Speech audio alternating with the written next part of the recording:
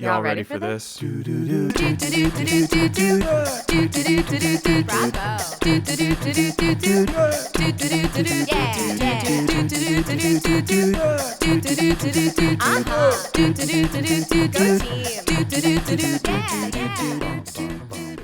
Welcome to Sports Kid Drama Kid. I'm Jim. I'm the Sports Kid. I'm Andi. I'm the Drama Kid. Andi, we're getting back into the swing of things here in the new year, and I'm excited to actually have time to research again. Yes, the holiday season was busy. Yeah, definitely busy. We got through it. I'm excited to share this one. And this one is about Kobe Bryant. Now, Andi. Yes. I want to set a baseline first.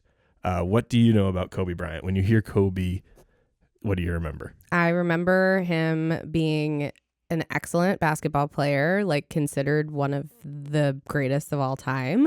Like I remember people comparing him frequently to Michael Jordan. I remember that he was on the Lakers. Yes. I don't know if he was full career, but I just remember when I picture him, he's wearing a Lakers jersey. I remember growing up with like boys who would just like, whenever they would like, we'd be on the playground, they'd shoot a basketball. They'd be like, Kobe. Oh, for sure, dude. I was that. Yeah. Like I remember hearing Kobe like a lot. I do remember that there was a period of time where there was a trial, which I'm sure you're going to get into. I will. And I remember that he tragically died in a helicopter crash with his daughter, and it was very sad. Yes, it was. And that is all correct. Anything else? I think that's it. Okay. Because to be honest with you, like, I feel like Kobe's like real heyday as a basketball player was right at the exact time that I was paying absolutely no attention to sports. Like this era of basketball. Exactly. This era of basketball, probably when you were probably the most excited about it, like as like middle school, high school, early college. Yeah. This is when there was nobody in my life who was interested in sports. Not my parents, not my sister, not my friends. So like all I remember is like guys on the playground being like Kobe when they shot basketballs. That's totally. it. Yeah. Yeah. Okay. Gotcha. Great. And the rest is just from like, being a person in the world and having access to like pop culture and what's going on. Yeah. Okay. Which we'll get into plenty of that too. So I do want to mention this up top as a little trigger warning. You did mention the trial. This episode discusses topics of sexual assault and violence in quite detail. If these subjects are triggering or distressing for you, we encourage you to use discretion, maybe consider whether you'd prefer to skip this episode. Sure. I think it's important to include these details for a thorough understanding of the story, but your well-being comes first. So for sure. We've established a baseline, Andi. You kind of got the gist of the Kobe, but we'll start all the way back at the beginning. So Kobe Bryant was born August 23rd, 1978 in Philadelphia. Oh, I didn't know he was born in Philly. To Joe Jellybean Bryant. He was an NBA journeyman forward. Yeah. And Pam Cox Bryant. Okay. From an early age, Kobe showed a passion for basketball. He idolized both his father and all the NBA legends that he watched on TV. In 1984, the family moved to Italy for Joe's basketball career. I think I do remember that he grew up not in America. Yeah, partially. Yeah. So he adapts to the new language, the culture. Is this because his dad was like playing basketball in Italy? Yes. Oh, and okay. I'm going to play for you the first clip. There's a lot of clips in this episode. This is something we'll cite a few times. This is Kobe's Muse documentary that he made in 2015. Self-produced thing with Showtime. Okay. Finge il tiro da 3 punti, brucia. Tolbert. Bellissimo. So he played in the NBA for 8 years and decided if he wanted to further his career and play the way he wanted to play, he should make the transition to play overseas and play in Italy. So he took us with him. Bene, alle nostre spalle abbiamo visto anche un bel primo piano di Pamela Bryant, la signora Bryant, la moglie di Joe Bryant, grande protagonista del... I was 6. And at 6, you just go with the flow. You move into a place where you don't speak the language at all. You have friends there, and after 2 years, you bounce to another city. Now you have to start again. And then 2 years later, repeats itself. 2 years later, that repeats itself. And now you really don't know anybody, and you have to figure things out all over again. I would be more than happy just to tag along, just to be around. Oh my God. Yeah. Is that little him? Yep. Wow. Little sweater. Neon green, yellow highlighter sweater. Basket the entire game and not have one of those big court sweeper things. Something happened on the court, somebody slipped or some sweat. I was really anal about making sure I got every last drop of it. It was a rush to be that close. Wow, look at him and his dad. With my clothes on. You know, if he needed to get to practice, I didn't want to feel like I was gonna make him late. I didn't want to go, I begged to go, but he wouldn't let me go. So I would disappear and go play basketball. The thing that was always the most constant was the game. And that was my refuge. That was the place where I could go and have complete familiarity, no matter where I was, whether it was Rieti or Reggio Calabria or Reggio Emilia, Pistoia, didn't matter. Whether I got along with the kids or didn't get along with the kids, didn't matter, because I always had my ball. So I could always pick up my basketball, I could always hop on my bike, I could always go to the park, and I could always shoot. So during summers back in the U.S., Kobe honed his skills in local Philly leagues, playing pickup ball against older competition. Yeah, I was about to say that one clip, he was like a little boy playing against an adult man. Yeah. Well, I think he probably picked that up in Italy because like he's just around his dad Yeah. and all the pro Italy players and stuff. So he's Sure. playing against people and with people and learning from people that are much higher above his skill level. Mm-hmm. Close family friends recall him constantly studying NBA game tapes. It was a habit that sort of like exemplifies like his early passion for self-improvement. Yeah. I mean, it kind of seems like it was a lonely experience for him, like being a little kid with his dad having like a very demanding job in a foreign country. So it makes sense that he became like laser focused on basketball because, I mean, he just said that it seemed to bring him like a lot of like comfort and like a sense of place. Mm-hmm. My mom's father, Grandpa Cox, used to record all the games. And he used to box them up and send us copies of them. And I would sit there at home and watch these games over and over and over and over and over and over and over. Beautiful defense for the Lakers to pass the magic. Under the Kareem slam. Kobe fighting in this game. Tried to get it away, but broken up by Daly. And gets it away to Jordan. Oh! Wow. Michael Jordan, really good at basketball. Yeah, really Heard good. it here first. I saw NBA game. I saw other players around me. Clyde Drexler, Holy I could crap. see it as clear as day. John Stockton. It was a place that I could go to and not be alone. I remember I realized that I had to learn how to go coast to coast because that's what John Battle from the Atlanta Hawks did. John Battle, like, you know, most people probably don't know who John Battle is, but I do. Because from watching him get a rebound, go coast to coast with his left hand, even though he was right-handed, whoa, I need to do that. Battle left to right, leaping lane, the jumper. Coast to coast. I thought he meant play for a team on the East Coast and then play for a team on the West Coast. What did he mean by coast to coast? Coast to coast, he meant taking the ball out of the basket, rebound it, and then take it all the way and lay it in. Okay, that's Like essentially look to push up and take it all the way. From, okay, I get it. Coast to coast. So yeah, the Bryant family returned to the U.S. full-time in 1991, settling near Philly. Stories from neighbors of Kobe's around that time describe him as polite but intensely focused, always dribbling a basketball or practicing in the driveway.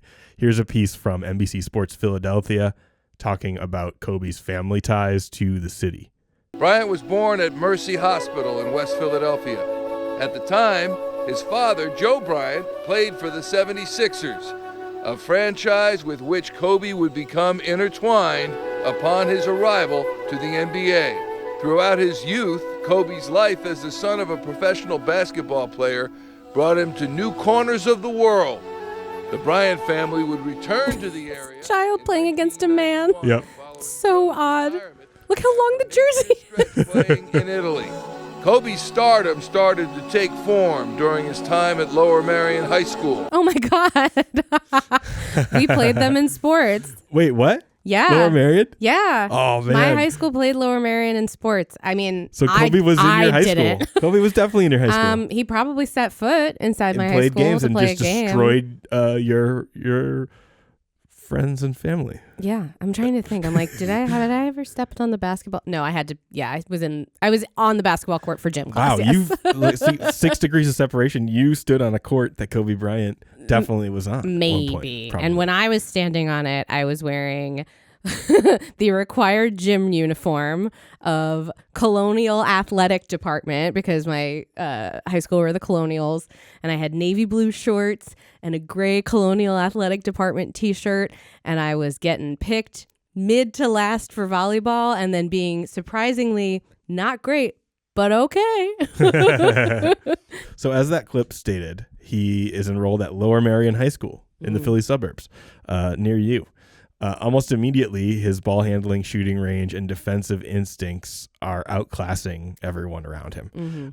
Coaches and teammates speak of the 14-year-old Bryant as someone who's like already ready for college basketball. Sure. I mean, if he spent all that time, like, seems like he didn't have much else to do in Italy. So I'm going to play you some clips of his high school time. Here's just a little clip. This was a whole game of his freshman year. He's not like totally going nuts as a freshman, but this just gives you an idea of like how big he is. So he'll be down here, number 24. There he is.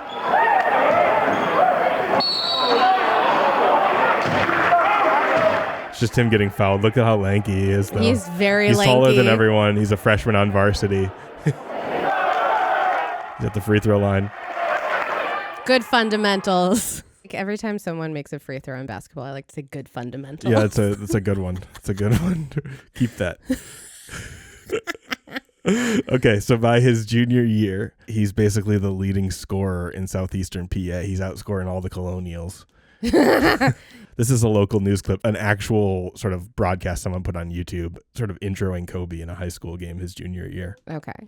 And you'll want to keep your eye on the man right there, Kobe Bryant, because he is the man that might make the difference in this one as you get a look at the 6'6" junior that everyone is talking about, averaging 30 points a game, 10 rebounds a game, and blocks 5 shots. We'll see how he does tonight against the Cougars of Hazleton area. Wow. Yeah, so that's Kobe in warm-ups in his junior year. Crazy. Crazy, right? So this would have been what, like 1994? 94, 95. 94, 95. Okay, so I mean, I was only like 5 years old at that time, but it's like just sort of crazy to think about the fact that like not too far from where I was growing up, like this is what was happening. Also, that tournament looked like it was sponsored by Scholastic. Oh, really? Which makes me think of a book fair. Hell yeah. Which How many books can you read? How much pizza can you earn? I mostly at book fairs went for the books that like weren't actually books. Like I like to read, but if with pictures. Exactly. Well, I like to read, but if a book came with like a bracelet or like a science big set, sticker pack. Exactly. Like I always wanted the books that like also had a toy. Oh yeah, for sure. Like the Happy Meal of books. Yes. So his senior season, 95-96, Lower Merion clinched the state championship, sealing Kobe's legacy as one of the great high school players in PA history. Nice. He was named the Naismith High School Player of the Year that year, and that's like the top national honor. So here is a video I found of him on local news in 1996. With senior superstar Kobe Bryant aboard for the 1995-96 season, the Lower Merion coaching staff knew that there would be no team in the area that would attract more attention than the Aces. The pressure would be I love those giant windbreaker jackets. Oh, so good. Knowing this, Coach Greg Downer got Lower Merion prepared for the season right away with a game against superpower Roman Catholic at Drexel University. Then Kobe stole this pass intended for Carr and finished with the emphatic one-handed slam. Seconds later, Kobe again on the steal, finding Omar Hatcher for another layup and a foul. The suburban Philadelphia accents in this episode so are Lower Merion. Yeah. So he really shined. Kobe Bryant. So Kobe Bryant. Sort of that Pat McAfee. Yeah. Sort of vibe. Just last night we were watching the Cotton Bowl. Was that what Cotton Bowl was on Classic. TV? Yeah. And I literally like looked up the Wikipedia article for Pat McAfee because I was like, this accent's so weird. It's got to be Pennsylvania. And it was. It was. So back to Lower Merion High School. Kobe Bryant just showing off how much he is sort of outclassing everyone. Yeah. I mean, this reminds me of the LeBron episode, like playing, but also that one guy who was on the other team also. Oh, yeah. They're playing some pretty good talent. Like the talent level is pretty high. I don't know. Pennsylvania. So here's the dunk contest they did at the high school because so many people on the team could dunk. Oh my and God. obviously they had Kobe. A high school dunk contest? Oh my God. These are high school students. There's Kobe.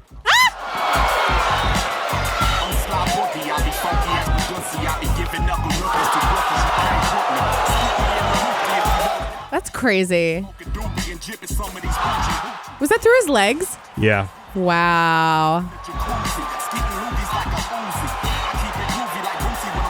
Oh my God. The kung fu At the camera. at the camera. Yeah, Kobe loves the sort of kung fu stuff. These are not high school boys. This is insane. It really doesn't seem like, especially like when you look back toward people who were older when we were younger. Yeah. The age stuff is even more skewed in my mind. They look so much older. Like if I see a high schooler now, I'm like, that's a child. Yeah. But yeah, especially when you see them like dunking. Yeah. Sports has a way of doing that. It has a way of aging up men.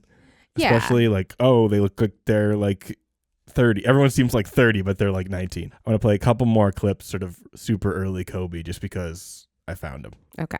This reporter went into the locker room of Kobe Bryant's high school rival and asked if they think they could contain Kobe and win the game. And this is what they said. Is there anybody here that feels they can contain him? I think the whole team can contain him. If we all just work together, we can all contain him. The reporter then went to talk to Kobe and told him that the opponents think they'll be able to contain him, and his reaction is incredible.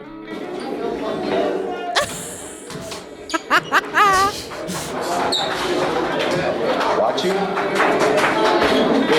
That is a confident teenager. Yeah, he just says, we'll see. That is like a shocking amount of it's like crazy to be like, yeah, I also was in high school and I spent the whole time being like, don't look at me. I'm a disgusting little shrimp and I don't want anyone to perceive me. And then you have Kobe Bryant walking around being like, yeah, we'll see.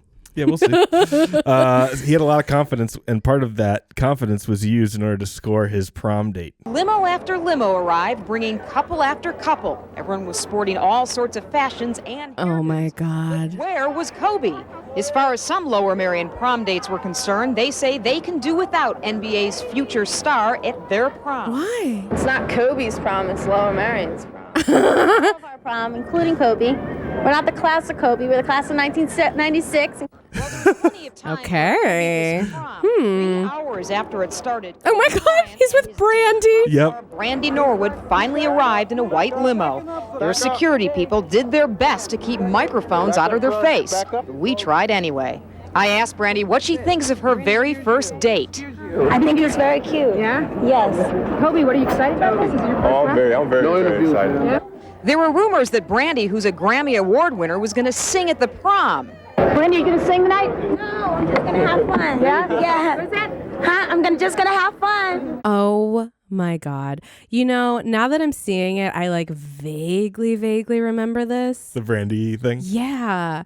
That's so, I mean, you can tell based on the interviews with those two women that like maybe, I don't know, at least some members of his class were like sick of all the attention that he was getting. Yeah, that was definitely the angle. Because it seems like he's getting even more attention than LeBron did when he was, or maybe not, but like. Yeah.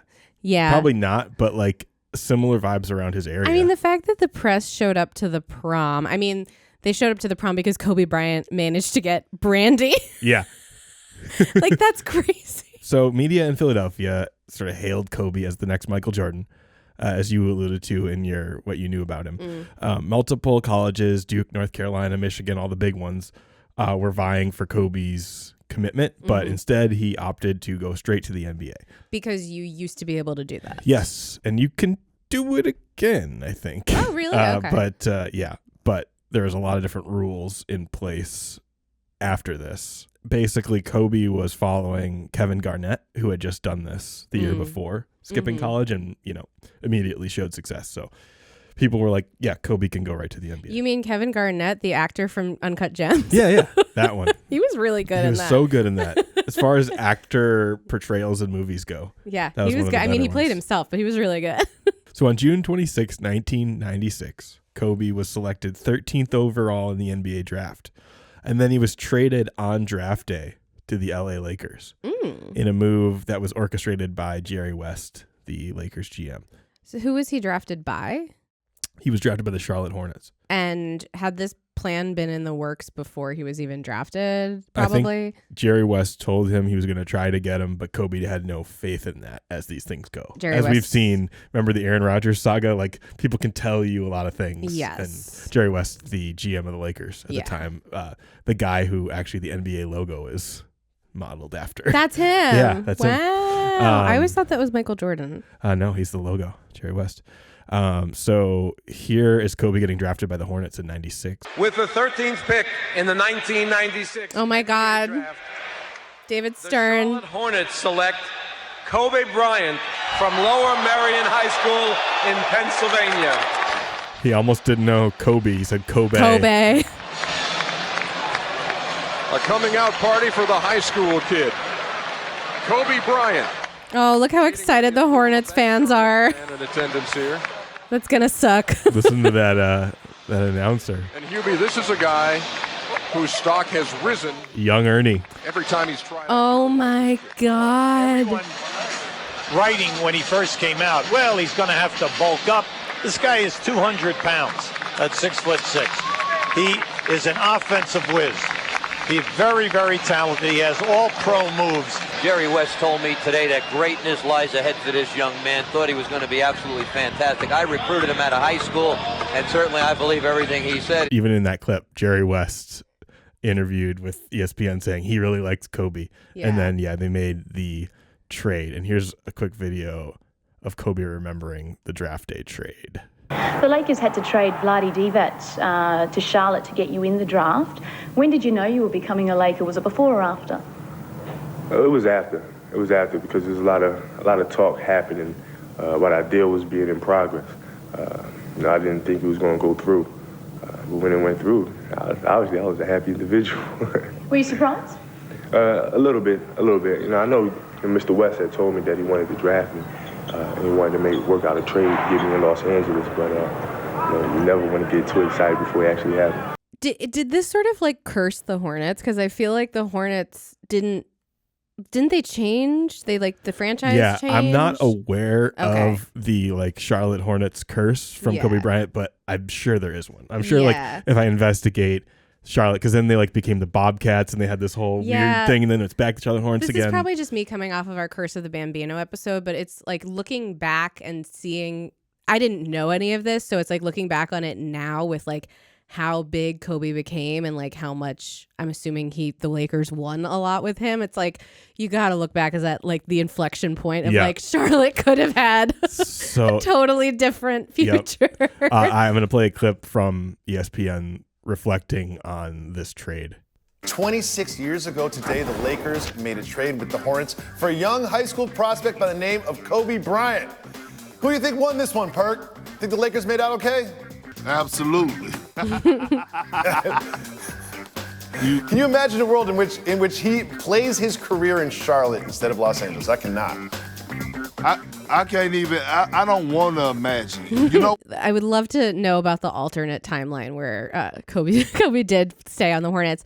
I had one thing that I wanted to say. There's something about the look of an NBA player on draft night where they're in their suit with their fresh special hat from their team. It's such a cool look. Yeah, it's a great look. They've got their suit on, they have their brand new hat, and just they're so excited. Yeah, it's new beginnings, man. Yeah, it's good energy. It's a great energy. Everyone in that room is getting paid. So here is another clip early into Kobe's career with the Lakers, right when he gets drafted. He's still hanging with Brandy. I have to ask you how it feels, to be an actor for a couple of days. Feels weird. I've never done it before. First time. This morning I had to come in there and get makeup and all that stuff. And it's just a new experience for me. It's a learning experience. And, it's a lot easier when you come to work every morning and hang out with Brandon. And how's he doing? How's he doing? He's doing great for a first-time actor.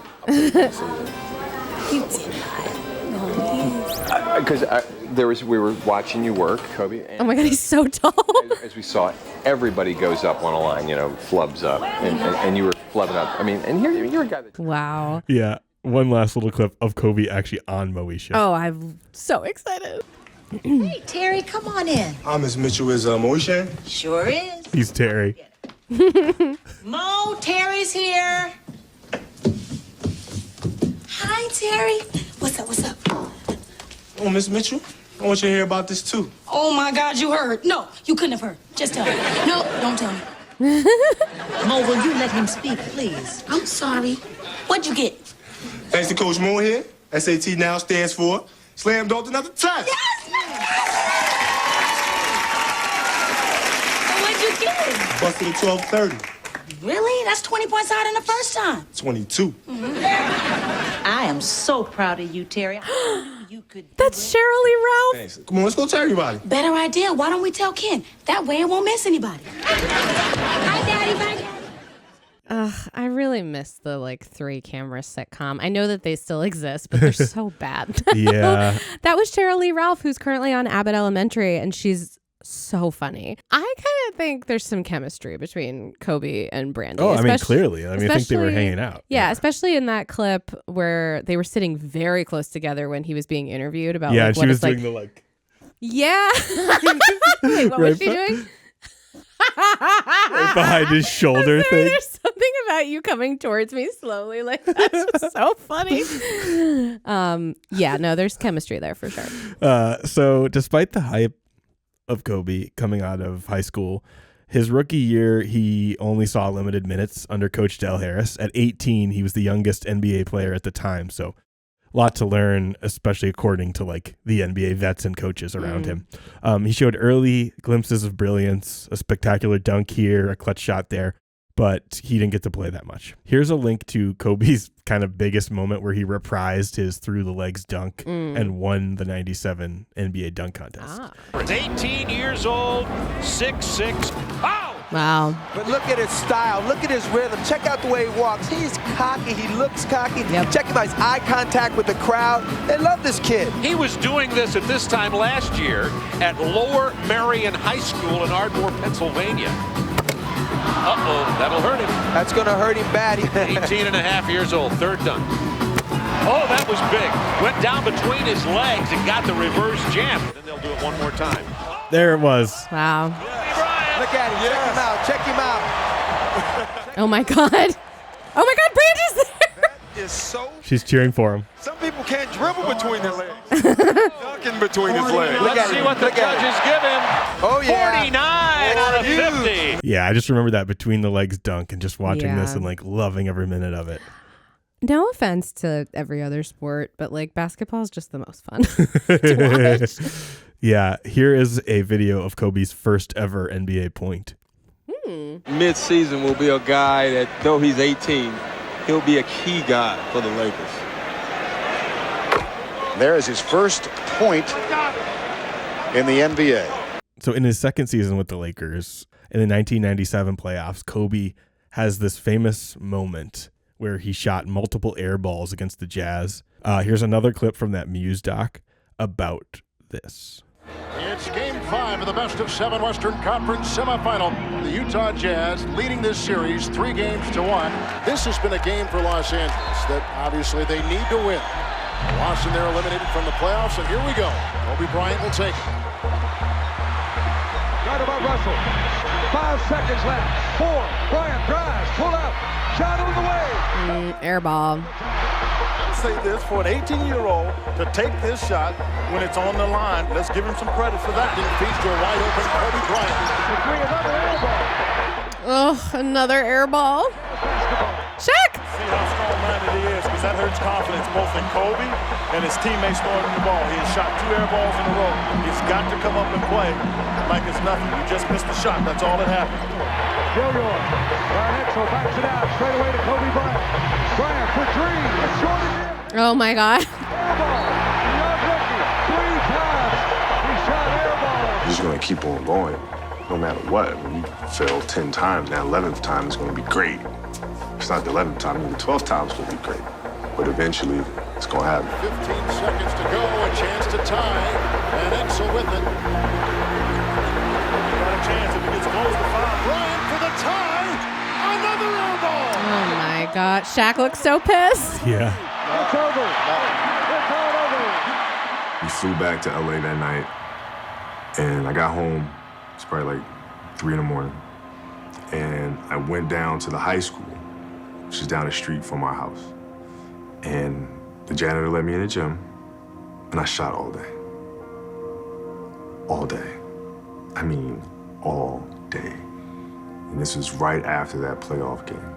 He's such an interesting personality because he's like very charming. I mean, a part of it is just that like the documentary is like his face. Yeah. Right up here. But he has like, he's very charming, but then with the things he's saying, I'm like, he is very intense and like very hard on himself. And often with stories like this, I feel like you hear that like the dad put a lot of pressure, but like he's not mentioning that very much. And so it's like, it really seems to be like it's fueled from inside, that like he's putting all of this pressure on himself. But the other thing I wanted to say was like, it's interesting to hear a player talk about like how they felt after a crushing loss, because I feel like when I'm watching the last couple minutes of like any game and it comes down to like one person and they fuck it up, like as much as I like don't necessarily care a lot of the time, I'm like, oh, it's gotta suck for that guy. That guy, like that guy's gotta go home and deal with that. So it's interesting to hear about that. And I did appreciate that the announcer was like, he's gotta get some credit for trying. I'm like, he does. Yeah. Well, actually, to that point, people often will say that like Kobe's willingness to keep shooting showed them that like he kind of had what it took to be great. Because if he's confident enough to shoot a 3 with the game on the line like 4 times in a row and airball it, then like there's something there where he doesn't care. Give up. Yeah. Well, he does care a lot, but he won't give up. So by 1998, he became the youngest starter in an NBA All-Star game. So he's really popular at 19. And here's a little mini movie from the vault on the NBA YouTube channel about the 98 All-Star game. The 48th NBA All-Star game comes to Madison Square Garden. The world's greatest athletes visit the world's most famous arena. New York is a basketball city. They already know what to expect. We're going to go out there and try to have fun. This is the East. Hold up. I come to say what's up to my brother. East against West right now. We're going to try and win the game. Most important thing is for you all to have some fun. But I think in basketball, for me, fun has always been winning. I want to win. Kevin Garnett, Kobe. Yep. Well, we're here. We might as well win. Is that Larry Bird? Larry Bird. I guess he's coaching the East. Flair that Kobe Bryant brings to the game. Michael I think Jordan. this exact All-Star game was the game my brother and I had NBA Shootout 98. We'd play this matchup. Here is Michael. The head fake on Garnett. Over him into the lane with the game's first two. Whoa!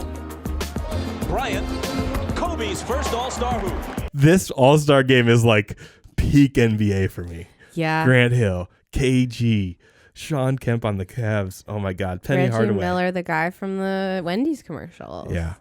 And the announcer who always says active hands. Active hands. Active hands. Okay. Yeah, this is crazy to watch. They all were wearing their individual jerseys from their individual They teams. used to do that, and they should continue to do that. They would just wear the white version and the home version. Yeah, that makes I sense. loved that. Okay, so now we'll take a little detour here to talk about Kobe's music career.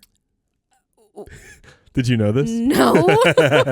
Yeah, so he has a little known rap career. Oh, no. And we have to do this because athlete rap is always amazing. Shout out to LiAngelo Ball. On my swerve and that Kono. Whoa. Oh, stop. He's been singing it around the apartment and I'm very tired of hearing it. Yeah. And also, don't forget Tony Parker, TP. Oh my God, yeah. I forget what that song was. Yeah, it wasn't good. So as a high schooler, Kobe made a rap group with friends called Cheezaw. It was a reference based on the Kung Fu movie, The Kid with the Golden Arm. Okay. I feel like Nardwuar here. Kobe was the lyricist and poet of the group. In 1999, 3 years after Kobe was drafted, Sony signed the group with intention, it seemed, of signing Kobe individually as an artist to capitalize on his NBA fame. So this little like high school rap group was still going on, but because Kobe's like a year out of high school, his high school rap group gets signed to Sony. God, those guys must have thought we hit it. We did it. Yeah, but they didn't. So here's the song from Kobe's debut album, and this song didn't do well, and there were creative differences. So his 2000 album Visions never came out. I think there were more songs. But here's the Someone single. somewhere has them. Yes, I think it's a very rare collector's thing. Once again. Lawless. Come on. Right. It's got sort of that LeAngelo type beat. Yo. Oh my God.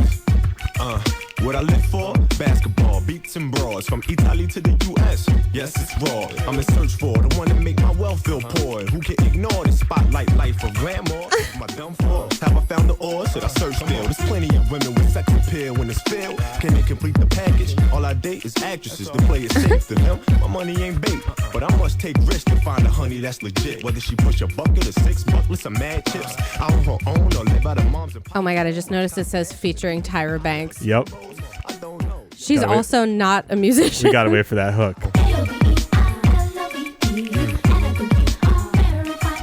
That's K-O-B-E. Tyra Banks. Okay.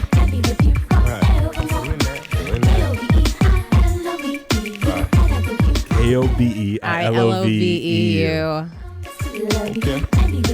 Check this out, though. So I had no idea that Kobe had attempted to have a music career. I had no idea that Tyra Banks had attempted to have a music career. I love that he was like, yeah, you can sing the chorus. I'm starting a thing. KOBEILOVEU.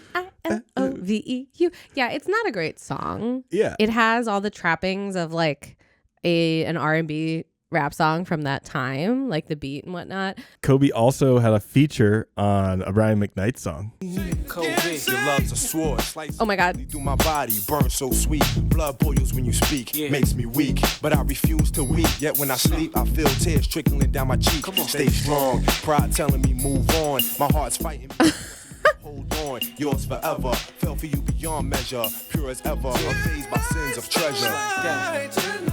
Oh my God. The dancers in the referee outfits. He's got flow. Yes. I will say, I don't know. It's weird because I'm like, you watch him play basketball and you watch his attitude like after he makes a shot and you're like, that is a confident man. Like, wow, he's really cool. And then you see him doing this and you're like, he's not that cool. Yeah. I don't know. It's like there's something about seeing somebody who like is really, really good at the thing they do and then they like try their hand at like performing and like he's not bad, but there's just something about it that makes you be like, ooh. It worked for me more when I couldn't see him rapping. Then when you actually like see him in the music video, you're like, oh, that's so Kobe, no. So I did want to bring this up because it's super funny and like a little nugget and time capsule. But the main reason I'm bringing it up is because of Kobe's music career, he meets his future wife, Vanessa. Here's a little clip about Kobe and Vanessa meeting. Vanessa and Kobe didn't meet through basketball. They met through music. According to the Los Angeles Times, in 1999, when Vanessa was only 17, she was leaving a concert in Irvine, California, when she was approached with an offer to appear in music videos. She gave the man her number and was cast as a backup dancer in several videos. What shocked her friends the most was that her mother agreed to the gigs, considering how sheltered Vanessa's childhood was. A friend of hers told the newspaper, she was in a Crazy Bone video, and then she got called to be in a Snoop Dogg video. She got to lip sync to the part where Snoop Dogg does the hook. A friend described Vanessa's costume on set as a metallic bikini and heavy black eyeliner, so she was certainly catching everyone's attention. Her mother attended the filming as a chaperone since Vanessa was underage at the time. Oh my God. Meanwhile, Kobe was also embarking on a music career in 1999 and was actually signed by Sony Records according to Billboard. Vanessa was offered to appear in one of Kobe's music videos, and it was love at first sight. Vanessa and Kobe got engaged only 6 months after they met. Kobe would contact her through a pager, and Vanessa wasn't shy to share the exciting news with her friends. She was still finishing high school, and when she told her classmates who she was dating, they were skeptical. One former student told the Los Angeles Times, she'd bring pictures of Kobe to school, and we'd all be like, oh my God, I remember there was one of him playing with her puppies, and she would only let us look at it. We couldn't touch it. Even then, a lot of people didn't believe her, but then he gave her that massive engagement ring, and that shut everyone up. Another friend said of Vanessa, it was just Kobe this and Kobe that. It got so that was all she or anyone could talk about. Her parents, however, weren't exactly thrilled. Her stepfather, Stephen Lane, said, he was an adult and she was only 17. And it was like, hey, wait a minute. Kobe and Good Vanessa thought, did Stephen. end up waiting until she turned 18 to get engaged. Their relationship also caused Vanessa problems at school, according to E! Kobe would send flowers to her at school and pick her up sometimes, which would cause a frenzy among the students. At the suggestion of her school, Vanessa finished her education through homeschooling. Yeah. Wow. I wanted to end on that because, yeah, of course they made her change her life Yeah, because Kobe obviously was in a relationship with him. That's crazy. I didn't know that. Yeah, so what's your thoughts on the relationship with Vanessa and kind of how it started there? Well, my first thought is don't ask a 17-year-old female to be in your music video mostly naked because she's 17. Yeah, all the people, the dudes, let's be honest, like casting these at the time are creepy as hell. Right, like she was approached after like going to a basketball game. Like some random man approaches you when you're 17. Babe. Ugh, I mean, it was the 90s, but like, oh boy. So that made me uncomfortable for sure. I love her dad being like, wait a minute, she's only 17. Yeah. Like, yeah.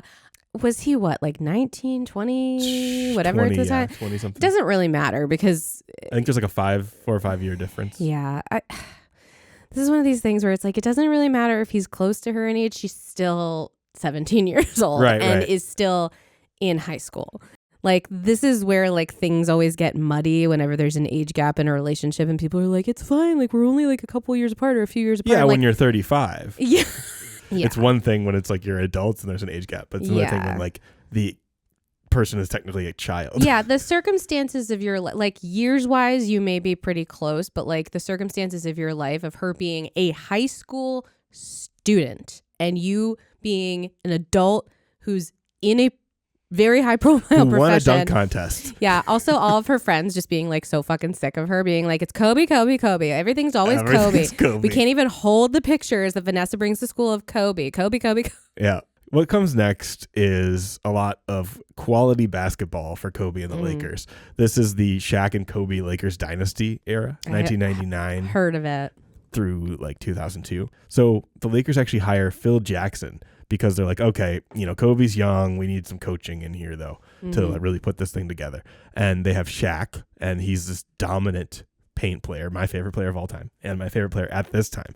So I was my favorite comedian. very much watching this, you know, and watching Kobe and Shaq at the time. So the Lakers quickly blossomed into a championship contender with these two guys and with Phil Jackson. And now here's a clip I found of Phil Jackson talking about getting hired for the job. And it's just some old school 1999 TV for you. Yeah, I think it's a great fit. I think this is a team that has shown that they need direction. They came apart a little bit at the seams last year. They can play better than they are, and they're dying for some organization on the court. Okay, so this Phil Jackson clip was like part of, you know, an NBA live broadcast, and it transitions back, and this is when Bill Walton was on the NBA desk. So I want you to hear from him. He was always just like the most outspoken. Is this all the Lakers need to return them to championship level? And what's taken them so long? After another wasted season, the Lakers finally have a coach who can make Shaq run back on defense, who can keep Kobe from playing 1-on-9, and will realize that Glenn Rice is just not the right fit. But it all comes back to Shaq in the end. You can have John Wooden, Shaq Ramsey, and Red Auerbach. Unless Shaq listens and learns from Phil Jackson, the Laker problems, Isaiah, are not going away. Wow. He's got takes. Young Phil. He always did. Oh my young God. Phil, young Bill Walton. Ugh, may Phil he and Bill. rest. Yeah, so the Lakers won their first title of their three-peat in 2000, and Kobe emerged here as a clutch performer, though Shaq remained the finals MVP guy. So the second consecutive championship happened in April of 2001, and as Kobe's fame rose, he officially married Vanessa Lane. Some accounts note familial discord, as in Joe and Pam Bryant reportedly disapproving of the marriage's timing. But regardless, Kobe's brand at this time remained spotless. Everyone was on board with this. He had endorsements from McDonald's, Sprite, and sort of an impending shift to being like a big Nike guy at this time. Here is a video about the Lakers pursuing the three-peat, and I just love this sort of old school sports VO. Of talent, will, and chemistry, the Los Angeles Lakers have won 2 straight NBA titles. And with their championship formula intact, they set out together in their pursuit of history. Let's go for that three-peat! The Lakers would use the trust they had built in each other to see them through on the journey to a three-peat. I told Kobe, let's come out, let's do it. I promise Kobe I'll be ready. I promise everybody I'll be ready. And we ain't going to go away that easy. So, yeah, Kobe and Shaq win 3 championships. They beat the New Jersey Nets in the finals on the last one in 2002.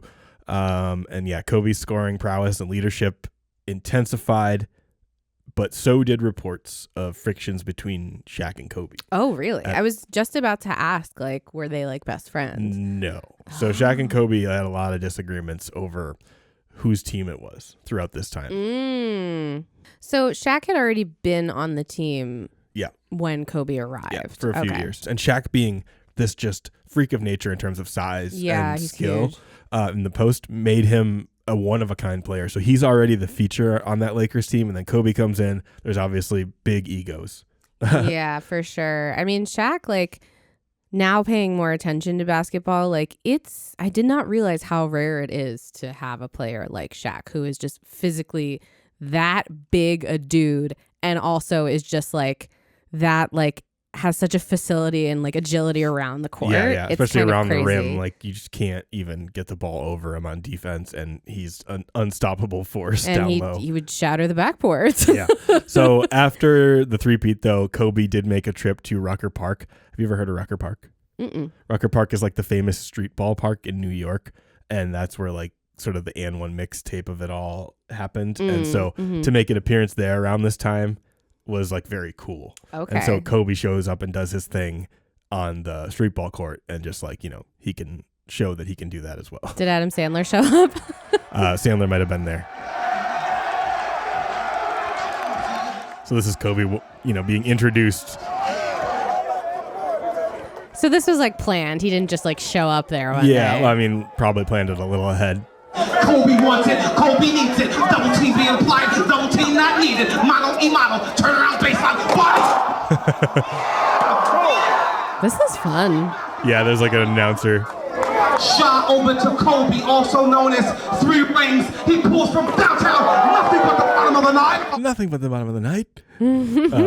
Great. So yeah, Kobe is sort of going on a victory tour. Off the court, like I said, him and Shaq are clashing because of Kobe's ball hog tendencies and Shaq wanting to be like, this is my team. Like, I am the reason we win. Kobe, you're just an accessory. Or like, yeah, they both want to be the reason that they win. That seems to always be a thing with athletes. Yeah, credit. Especially, higher ups, as we've noticed. Which is kind of flies right in the face of like a team sport. Right. Phil Jackson's whole thing, right? Yeah. So like he was known for being able to wrangle those egos, and that's part of why he was able to get a lot out of them. Yeah, because I was about to say, like, it's surprising that they did win 3 in a row, given the fact that there was this tension. Yeah. So in the spring of 2003, the Lakers failed to secure a 4th straight title, and they lost to the San Antonio Spurs in the midst of their dynastic run. Was that the Tony Parker? Yeah. Oh my God, Tim Duncan. Duncan. He'll never be remembered, and he prefers it that way. I got there. So yeah, there was a bunch of media speculation around this time about the Shaq and Kobe relationship and the team's future. For a while, all eyes were on Kobe and Shaq, wondering if their partnership could survive another season after the Lakers' title run came to a halt. But as the summer of 2003 arrived, that basketball drama took a sudden back seat. We're going to slow down here and walk through the next chapter in Kobe's life, one that would overshadow every storyline that came before. And it all started on June 30th, 2003, while in Eagle, Colorado. Kobe checked in for an off-season knee treatment to the Cordillera Lodge, which was a popular hotel for high-profile people to stay at when they were in that area for treatment or whatever. Okay, I'm going to break the fourth wall a little bit here to announce that this next section was crafted exclusively from the police interviews given by Kobe Bryant and his victim.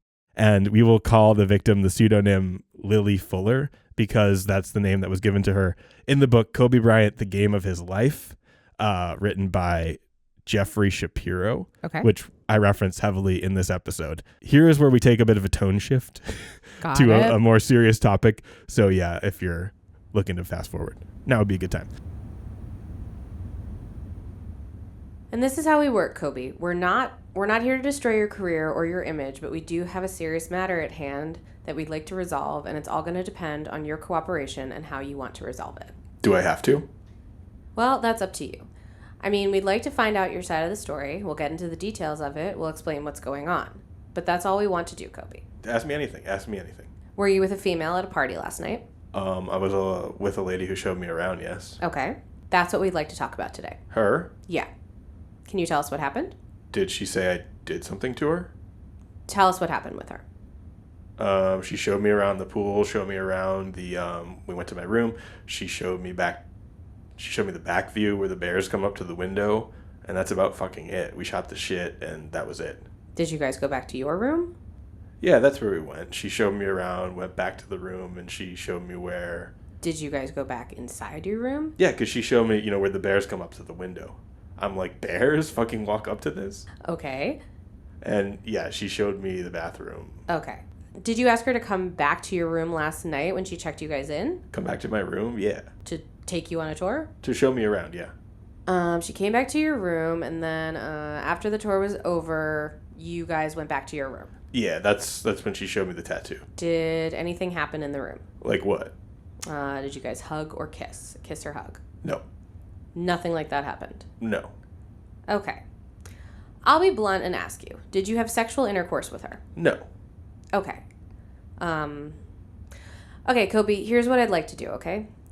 There's an allegation that it was an unconsensual intercourse that occurred last night, okay? All right, hang on. Okay, hang on. I understand you have every right to be upset, okay? But I'm giving you an opportunity to tell the truth if something did happen. Because I'm going to tell you right now, we're going to find out. So, what? She submitted an exam. Okay, so now what happens? Okay, well, what I'd like... Is there any way I can settle this, whatever it is? I mean... Well, what do you mean by settle? If my wife found out about that anybody made up any type of allegations against me, she would be infuriated. Kobe. That's all I care about. And I understand your concerns and frustrations, okay? I can't understand your position right now, but I do understand your concerns and frustrations. Let me explain something to you. This is what happened, okay? And this is what's going to happen. We're going to get to the bottom of it one way or another, whether it's true or not. Okay. She's consented to an exam. Okay. Okay. We've received blood, pubic hair. Okay. Semen. Okay. All that. We've got physical evidence. Okay. Let me finish, okay? Let me finish, okay? So be straight up with me, Kobe. Now, but listen. Listen to me first, okay? Let me explain to you first, okay? So is there any reason why any of your pubic hair... Well, I'm going to tell you, fellas. Just be straight up. We're not going to tell your wife or anything like that. Did you have sexual intercourse with her? This is what I need to know because I did have sexual intercourse with her because I was... And I understand. Was it consensual? It was totally consensual. What makes you believe it was consensual? Because she started kissing me and then she bent over and... Tell me what happened. Tell me how it all came about from the get-go. We walked around, went to the room, started talking. She showed me the bedroom by the back. I said, do me a favor, I might want to go swimming, and I might have my guys go swimming. We were still only this close, and she gets up and she gives me a kiss, so I kiss her back. And then, I started caressing her or whatever, and then she puts her hand on my, my thing or whatever, and it kind of goes from there. What do you mean goes from there? It went from there. Like, for example, there was no... Did you ask her... Did you ask her for her to give you a hug before she was here earlier? To do what? That you wanted a hug from her before, after she had got done giving you the tour, or when did the hugging incident come up? I don't know. Yeah, did she ask you to did you ask her to give you a hug? We stood there and, I pretty much, I don't know, I might have hugged you. Like, when you come up to me, I'd be like a hug, you know what I mean? Was that just a friendly gesture? Right. I mean, it looked like this, okay, whatever, like she kissed me. Okay, hear me out. It's possible that at some point that she may have told you, no, I don't want to do this. Yeah, maybe she did lead you on a little bit and she kissed you and then she said, no, I don't want to do this. I don't want this to happen. Okay. If she said that, I stopped. Nope. Did you finish? No. Well, there's always pre-ejaculation. Are you aware of that? Are you kidding me? Well, I'm not kidding you. They teach you that in 7th grade sex ed. We stopped cold. How long did it go for? 5 minutes, maybe. Okay. All right.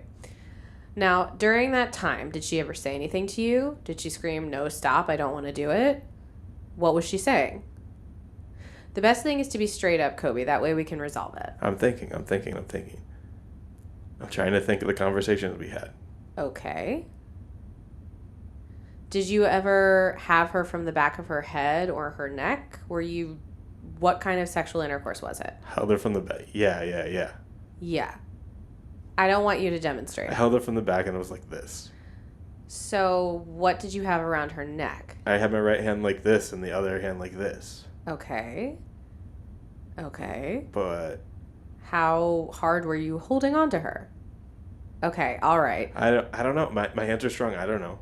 Where did this take place at? Where did this take place at in the room? Right in the front room. Did you get any blood on you or anything like that? She didn't bleed, did she? Yeah, she had a lot of bleeding. Did she cut herself or something? There's no blood on me whatsoever. Matter of fact, I still have the boxer. Like, they're all white. There's nothing on them. Is it okay if we take those? I mean, it's just gonna... All right. Can I ask you a quick question, though? I'll let you ask some questions. I don't want it to get to the media. We don't either. That's why we're here at this time of night. So how could that happen? And we're doing everything we can to avoid this going out publicly. We're working on that, okay? I don't know the answer to that right now, okay? I can't promise you anything. I wish I could, but I can't. Unfortunately, it doesn't work that way in our line of work, okay? Hey, Kobe, have you ever had any of these allegations made against you before? No. Are you kidding me? No? Like, never. Never. I treat everybody with the utmost respect. Absolutely nothing. I mean, is it possible that at some point she could have told you no and you didn't quite hear her? No, absolutely not. Did you ever make the allegation that you like Vail, Colorado when you were having sex with her? No. Did you ever ask her if you could come on her face? Yes. That's when she said no. Okay, let me back up to the kissing. Okay, at the kissing point, okay, did anything escalate at that point? Foreplay type issues, grabbing? Yeah. Sure. Did she tell you at that point, no, I don't want to do this? No, she put her hand on my penis and that's it. And she started playing with that. Okay. Did she give you oral sex or anything like that? Yes, she did that. She did? She did. So you didn't use any kind of protection? Didn't have any. I know you guys are looking at me like sketch, but... We're trying to sort out all the facts, okay? We're trying to figure it out. You gonna be ready for the season? I don't know, man. I don't even know if I'll be able to play this season with this shit going on. If it becomes public, I'll lose my wife. How long you've been married? And all my endorsements. How long you've been married? 2 years. My wife and daughter, they mean everything to me. Well, did you think about that before what you were doing, though? It's a chance you take when you play. It was consensual. There was nothing weird. You know what I mean? Did she say anything to you to provoke any of this to happen? She said she wanted to. When did she say that? I'm trying to think of like how it came about and how. Is that your stuff? Yeah, that's mine. I can't believe this girl. What does she want from me? Do you want me to carry those over for you, Kobe? Yeah, what does she want from me? I don't think she wants anything. Are you kidding me? What are you willing to give her? She has to want something. What do you mean she has to want something? I don't understand. She has to have had a motive to do this. What do you think her motive is then? She must be trying to get money or something. Are you willing to pay that if she is? I got to. I mean, I'm in the worst fucking situation. Okay. I think we've pretty much got the gist of what happened. I understand this puts you in a weird position. Obviously, this is a serious allegation, and what I'd like to do is I'd like you to hear me out. Okay? And I understand this is a serious allegation, and obviously if this turns out to be a false allegation, she's obviously going to be dealt with accordingly, okay? But we do have an allegation right now, and I understand that you claim this was consensual, okay? Do you think there's any possibility that at some point during this entire incident that she said no, and it just happened to go on a little bit further, and then you quit? No, I stopped. And what happened from there? Where did she go? Nothing. She was just like, can I have a couple autographs? I'll give them to you tomorrow.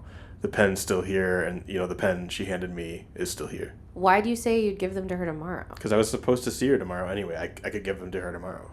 How do you know you were going to see her tomorrow? Because she told me. That was part of the whole conversation. We talked and said, okay, like, how long have you been working here? Blah, blah, blah. I work tomorrow. Oh, really? Because I was saying how she works long hours. There are some fucking long hours to be doing this shit. Okay, go ahead. Why don't you sit back down? She said how she was actually supposed to get off early and she wanted to stay around or whatever. Okay. Why wouldn't you give her an autograph that night compared to waiting for tomorrow? I don't understand that. I don't know. I do it like that. That's what I do. Like sometimes I feel like signing it right there on the spot. Sometimes I don't. I mean, you know, she hands me an envelope. It's like you have a lot of basketball stars here, you know. So when I told you there was bleeding, that surprised you? Surprised the fuck out of me. I didn't. Why do you think she would make an allegation like this? I have no idea. That's exactly what I'm saying. She must want money or something. Like, it has to be that. It has to be that because, like, you guys, because I'm telling you, man, I swear on my life, I did not sexually assault her in no kind of way whatsoever. You know, we appreciate your cooperation with us and allowing us in your room, being cooperative with us to let us talk to you about this issue. These are tough issues. I'm going to tell you right now, okay? These are very tough issues. They're serious allegations, and she's fully aware of the consequences behind these allegations that are being made, okay? But I guess this is what I'm having problems with, Mr. Bryant. For one, I don't know if you're telling me the truth or not, okay? I'm going to be flat out honest with you, and let me finish, okay? I'm going to tell you why, all right? One, you lied to us right off the bat, okay? Whoa. And I understand, and just let me finish, okay? So you lied to us, okay? That doesn't help. 2, then, when we confronted this issue, you seemed a little bit skeptical in the details of exactly what happened throughout the entire incident, okay? I'm not saying you're a person that would do something like this, okay? I agree with you. I agree that you got caught up in the moment, okay? No doubt about it. No doubt about it whatsoever. What I think you got caught up in also, Mr. Bryant, is that, and I completely agree with you, it was consensual up to the point of the hugging and kissing issue. I agree, completely consensual. What I'm skeptical on is that I don't know how consensual the sexual intercourse was, okay? I don't. I guess, to be honest with you, I'm not sure if we're getting all the facts presented to us as far as what exactly happened. See, this is the way I see it, I look at it this way. She's an attractive young lady, okay? She wasn't that attractive. She's, okay.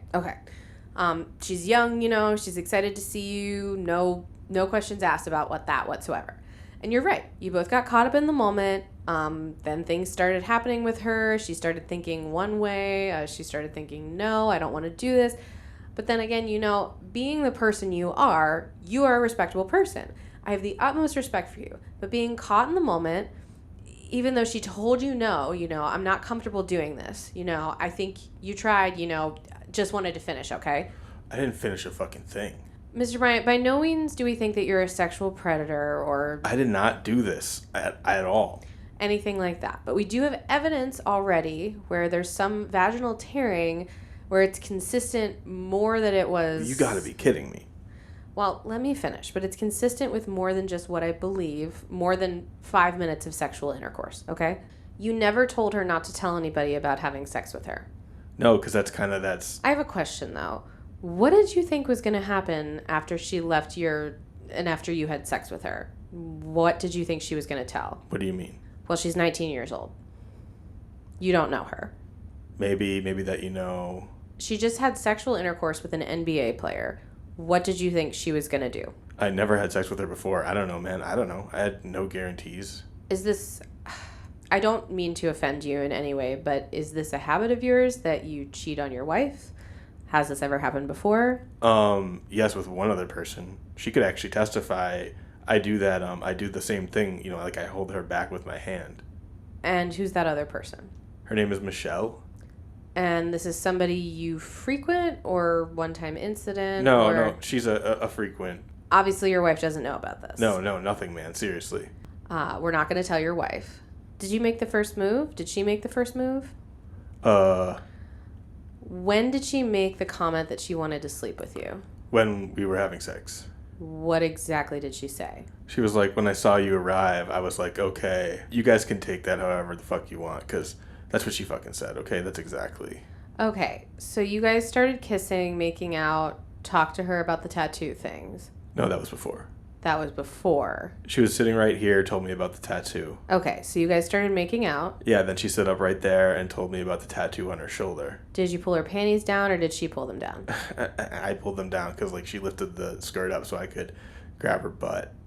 It was doing the regular things, all of a sudden, man. And lifted up the skirt and then from behind, then, she grabbed. With her vagina? Yeah. Okay. And then, from behind my butt. Your penis. Yeah. In my opinion, my pants, you know. So she went into your pants. How did she do that if you're from behind? No, that's what, like, starting to have sex. We stood up right here, and then she started, you know, the foreplay that happened right here. And then we stood up right here, hug goodbye thing or whatever. So what you're saying is that this is all a mistake. This is all consensual.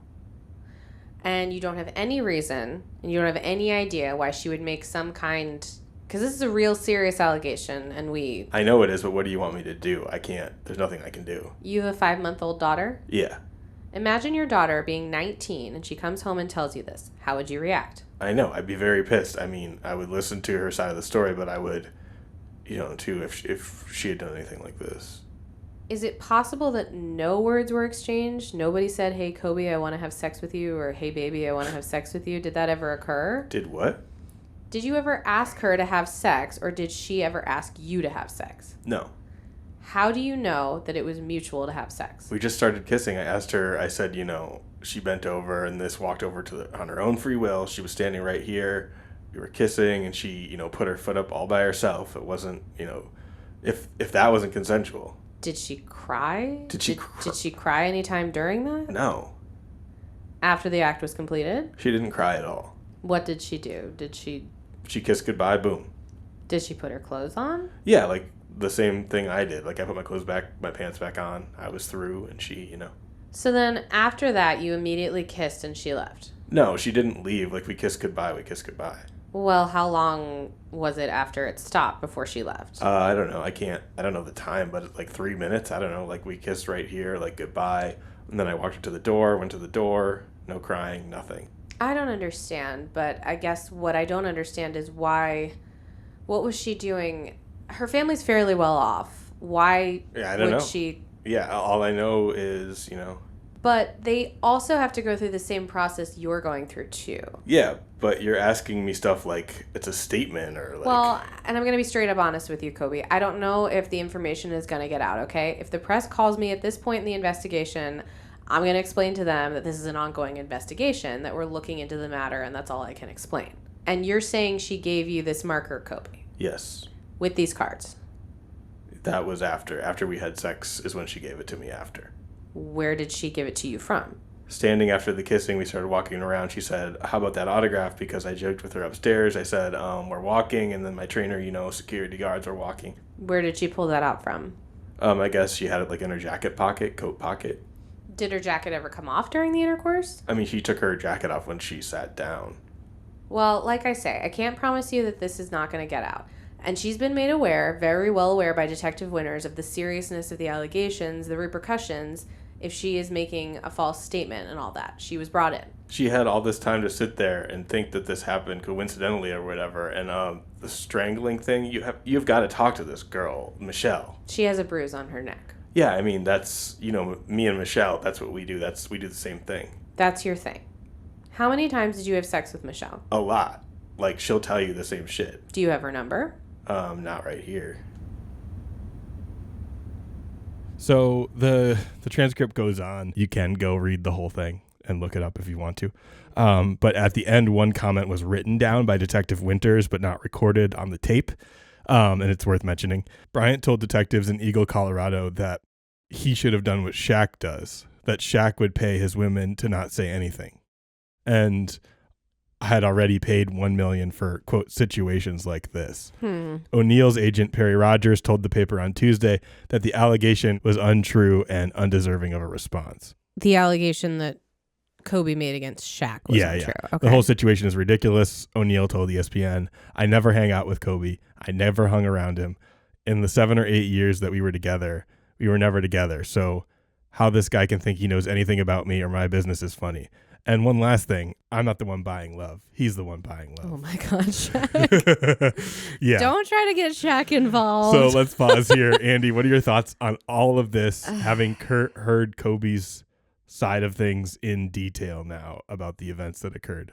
God, it was so awkward. Like, the 3 people involved in that conversation, the 2 detectives and Kobe, like, could not figure out a way to actually talk about what happened that wasn't like I don't know. It's just, it was like, and when it was out. Yeah. Oh my God. Yeah. Like the immaturity, but also the like, do I have to go there? Yeah. And they're like, yes, you do. They're like, you do have to go there. I mean, it's just upsetting. Yeah. The whole thing is just upsetting. And all of his responses are like self-preservation. Yeah. Like he's even saying that directly in the interview to them. Like, this is going to hurt like the first thing he says, like my wife, my whatever, he's just listing all those things. Yeah. I mean, it's upsetting. And it's like, I feel for the woman who had to go through this. And I don't know, Kobe just keeps going back to like total self-preservation. Like you can tell a lot of it, the transcript says it's inaudible, but you can tell by the detective's response that like he's basically asking them like, is my wife going to find out? Like, are you going to tell people? Is this going to be public? Like, how am I going to keep this under wraps? And he immediately like claims that the woman is lying. Like he finds out that she was bleeding and he immediately is like, she wasn't bleeding, like gets very defensive. Yeah. It's like, at no point does he like ask like, is she okay? Like, right. I mean, I guess that would make him look guilty. I don't know. It's clearly the transcript of someone who is like scrambling. He did not expect to get a visit from the police about this and is like scrambling to figure out what way he can like talk to them that's going to like make this all go away. Yeah. I mean, again, he literally says that like, how can I make this go away? I'll do anything. Exactly. So it's just a harrowing conversation. All right. Now, before we go any further, we're going to read through what I believe is the most important piece of testimony here in this case, which comes from the victim. In this one, I'll read the detectives. Andi, you'll read the victim. Okay. And the victim's name's redacted completely here. Okay, can you kind of explain to me why we're here and what happened last night? Last night I was at work and I was sexually assaulted. Okay, where do you work? Cordillera Lodge and Spa. Okay, so you work at Cordillera Lodge and Spa. Okay, and if I could ask you to speak up a little bit, I know it's kind of hard. What do you do at the Cordillera Lodge and Spa? I work the front desk. Okay, and what time did you get to work? I got to work at 2 p.m. You went to work at 2 p.m. When were you scheduled to be off? I was actually scheduled to be off at 7 p.m. How was the work day? How did it start off?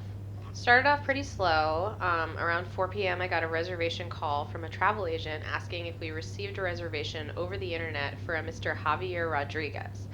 At that point, she divulged the information to me that it was actually Mr. Bryant. So there were 3 rooms altogether. Do you remember who you talked to at the travel agency? I don't know which travel agency. I remember her name is Pat. Okay, so she disclosed to you that a person by the name of Kobe Bryant, and how did you know this name? He plays for the LA Lakers, and that's how I know who he is. Okay, all right. Did she say what time he was going to arrive? She did not know. Okay, all right. Then what happened? Around, I'd say about 9:30, Mike Ortiz called to make sure that his room was ready and that his keys are ready. Okay. They showed up around 9:45, 10. I met Mr. Ortiz, met Mr. Bryant, and they asked me to escort him to his room. Okay, who is Mr. Ortiz in relation to Mr. Bryant? I'm thinking it was his bodyguard, but I'm not sure. Okay, then what happened? I showed Mr. Bryant and Mr. Ortiz and one other gentleman to Mr. Bryant's room. Who is the other gentleman? Joe Carlson. And then, okay. So then what happened after they arrived and escorted them to Mr. Bryant's room? Mr. Bryant asked me, kind of in private, if I would come back in 15 minutes and give him a tour of the hotel. I went back down to the front desk, got the keys for the 2 other rooms, showed the other 2 gentlemen to their rooms. What room was Mr. Bryant escorted to? 235, the farthest room you could get from the front desk or the lobby area. You went back downstairs, got the keys to the other 2 rooms, and escorted the other 2 gentlemen. And then Mr. Bryant asked you to come back in about 15 minutes. Mm-hmm. He wanted you to show him around, is that what you said? Yeah. Then what happened? I waited about 5-10 minutes and then actually went the back way to Mr. Bryant's room. Why did you do that? Because I had a feeling that his bodyguards didn't know that I was going back. Okay. And who was the bellman? Bob Petrick. Did anybody see you go back to Mr. Bryant's room? Bob did. What time was this? I would say about 10:30, 10:15. Around 10:30. Okay. Mm-hmm. And how did you get into Mr. Bryant's room? He told me to knock, and I knocked, and he answered. Then what happened? He left his room. I showed him the spa, the exercise room, the outdoor pool, and the outdoor jacuzzi. Took him back up to the lobby. He asked me to escort him back to his room. About how long was his tour? I'd say 15 minutes. Then what happened? He invited me into his room, asked me to have a seat on the couch. I did. He asked me if I would go in the jacuzzi with him later. I was going to go home because I was starting to get a little worried. Well, if you were supposed to get off at 7, then why were you there at like 9:30 or 10? Because I was excited to meet Kobe Bryant. So you wanted to meet him? Yes, I did. And nobody was with you guys at this time. After you contact Mr. Petrick and Mr. Bryant, what happened? I showed Mr. Bryant back to his room, and Bob stayed in the lobby. Okay. So was this at the time when Mr. Bryant asked you to escort him back to his room? Yes. You went into the room. Was the door open, closed? Closed. Who closed the door? Mr. Bryant. Okay, then you proceeded to the couch. Yes. Then what happened? He proceeded to try and convince me to come back in 15 minutes. I stood up to leave. He stood up, asked me to give him a hug. I gave him a hug, and he started kissing me, and I let him kiss me. Then he took off his pants, and that's when I tried to back up and leave, and that's when he started to choke me. Okay, hang on right there. Okay. After you told him, said you would come back, what happened? Did you get up, or did you stay seated? I stood up to leave. He asked me to give him a hug. And you did? And I did, yes. And it was consensual? Yes, it was. After the hug, you said he kissed you? Yes. And that was consensual? Yes. How did he kiss you? We were still hugging, and I looked up at him, and he just started kissing me. And how long did that go on for? I'd say about 5 minutes. Where did he kiss you? On my mouth, on my neck. Okay, so you were letting him kiss you, you were kissing him back? Yes, I was. How long did this go on for? The kissing without the groping and grabbing was about 5 minutes, and then a couple more minutes of him getting more physical. And what was he wearing? He was wearing a white t-shirt and blue, I guess you call them nylon track pants, just warm-up pants and tennis shoes. Any underwear that you know of? I don't know. No, or you don't know? I don't know. What were you wearing? I was wearing a black dress, my black blazer, my name tag, and just shoes. Did you have a nylons on or anything? No. All right, so just a one-piece dress. Mm-hmm. And you said he had grabbed your neck. How did he grab your neck? Was he choking, or how was he choking you? He had his arms around my neck like this. Both or one? Both. And what were you doing at this time? That's when I was trying to leave after all the groping. Were you saying anything to him? No. Did he know you were trying to leave? Yes. How do you know that? Because I kept trying to back away, move towards the door. Okay, and where is this all occurring? This was in the living room. So he's between you and the door? He has his back to the door, and I'm standing in front of him. Then what happened? I try and walk to the side, and he would walk to the side with me. Okay. And that's when he started to put his hands on my neck. And this was during the groping? That was after. Okay, so after the groping, so he's choking you at this time, and he let you go at some point? He was groping me. I tried to leave, tried to break away, and that's when he grabbed my neck. Okay. And at that point, I was just looking at him, didn't know what to do, didn't know what to say. Okay. Then he held me by the neck and physically forced me over to the side of the couch or to the side of the two chairs, and that's when he turned my back to him and... Just so I understand, I may be confused when you're trying to go from one side to the next. Is he continuing on choking you at this point also? I wouldn't say he was choking me. I could breathe, but his hands tight enough around my neck so that I thought he would choke me.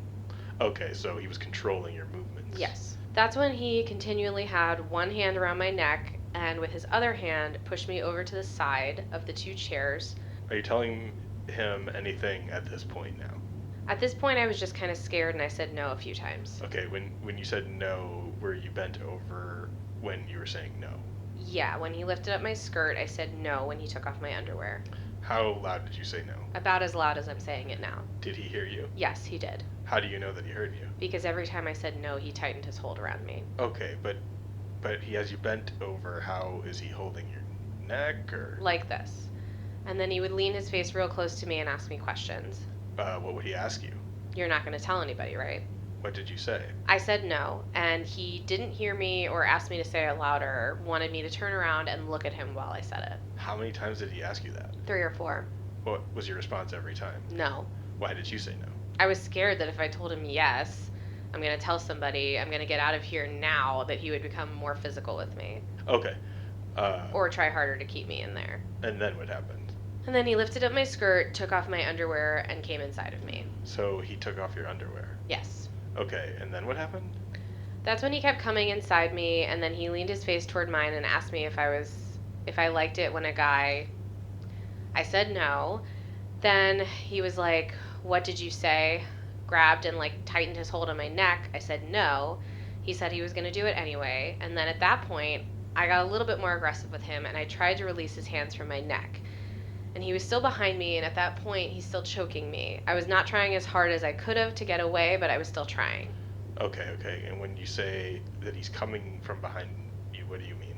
He's inside me. Okay, how long did this go on for? About 5 minutes, 5-10 minutes. Okay, was he hurting you? Yes. Okay, had you led him on any time during this event where he would have believed that maybe he was led on? Yes. At what point? When I was walking to his room and showing him around, he was being flirtatious with me, and I was flirtatious back. Okay, and why were you doing that? Part of me was excited that he was Kobe Bryant and he was showing interest in me, and part of me was trying to, I don't want to say being a good employee, but be nice, I guess. When I started to get a little bit more aggressive, tried harder to get away, that's when he stopped. Okay, then what happened? I stood up and I turned around, and he forced me to stay in the room until I had calmed down a little bit. Made me fix my hair and wash my face. Were you crying? Yes. When did you begin crying? When he started having sex with me. Would he have known that this was not a consensual encounter? You understand what consensual means? Yes. Okay, what does it mean? It means I'm allowing him to do what he's doing, that I want him to do what he's doing. Okay, so it's fair to say that you allowed him to do everything up to the point of the groping issue, and at that point, was it clear that he knew that you didn't want to go any further? Yes. And then you say it got forceful with him. How do you describe forceful? You said you were prying his hands apart, and that made him stop all of a sudden. Did he say anything to you at that point? He didn't say anything until he had stopped, and I turned around and was looking at him, and that's when he started, "This is just between the two of us, nobody's going to know about this, you're not going to tell anybody." Not asking me, just telling me. "Nobody's going to know, you're not going to tell anybody." And then what did you say? I said no, I wouldn't tell anybody. And then why did you tell him that? I told him no because I was scared that if I told him I was going to tell somebody, that he would do other things to scare me into not telling anybody, become more physical with me, choke me harder, or hit me or something like that. Okay. Do you notice anything different about yourself after that happened physically? I'm still hurting. Were you bleeding or anything like that? No. You had blood? Yes. He had put his clothes back on? Mm-hmm. I mean, he had just pulled his pants down. He didn't completely take them off. Okay, so they were just down around his ankles. Mm-hmm. Did you shower or anything after? No. And you hadn't showered since, when was the last time you showered? The morning of the 30th. Okay. Is there anything else that happened after that? The only other thing is that before, when I was in his room, before the kissing or anything started, I had asked him for his autograph, and he had a marker and a piece of paper that I had given him, and he told me that if I wanted an autograph to come back, and he was holding it as collateral so that I would come back. Did he ever give you an autograph? No. Then what happened after? He made me stay in the room until my face was red and I was sweating a little bit, and then he made me stop crying and wash off my face and fix my hair. And how long did you stay in the room after this happened? About 5 minutes. Okay, and did he make you wash your face and stuff, or did... Yes. And why did he do that? Because I was crying. And who put your panties back on? I did. Okay, and they were all the way off or just around your ankles? Just around my ankles. During the incident with him having sex with you from behind, was he doing anything else? Just, he had one hand on my neck and the other on my waist. Was he saying anything during this other than when, he moved up close behind your head? He was making noises, but he wasn't saying anything. He said, "I like Vail, Colorado, too." During this? Mm-hmm. Was this particular encounter consensual at all? I mean, having sex, did you tell him that you wanted to have sex with him? No. Did from your understanding, everything that he said or everything that you told him or led him to believe that this was not that you didn't want to do this? Yes. I think for the most part, I led him to believe that I wanted him to hug me or kiss me. Did he hurt you in any other way? No. Okay. I take it that you were in fear the whole time? Mm-hmm. That this was going on? Mm-hmm. What were you fearful of? Was most fearful that if I told him no or tried to struggle or tried to get away, that he would become more physical with me. Did you think anything like this was going to happen earlier in the evening? I had some idea that because he was showing interest in me and being flirtatious, asking me how old I was, asking if I had a boyfriend. So a little part of me thought that he was going to try and make a move on me. And what did you think at that point? I thought making a move on me would be kissing me, and that was it. And I thought that was fine. Okay, and you had no intentions of sleeping with him? No. Whatsoever? No. But kissing, that's okay? Mm-hmm. But if it progressed any further... That's not okay. Is there anything else that you want to tell us? When I left, I told him I wouldn't tell anybody again, because he asked again. And then I left and went back down to the lobby, and Bob was still there. He walked me outside, and I told him what happened. What was his reaction? He was floored. He was completely shocked. What did he tell you? He was asking me a lot of questions and was like, well, that's rape, isn't it? That's what rape is. And then he told me I should talk to my parents, and I told him I wasn't going to.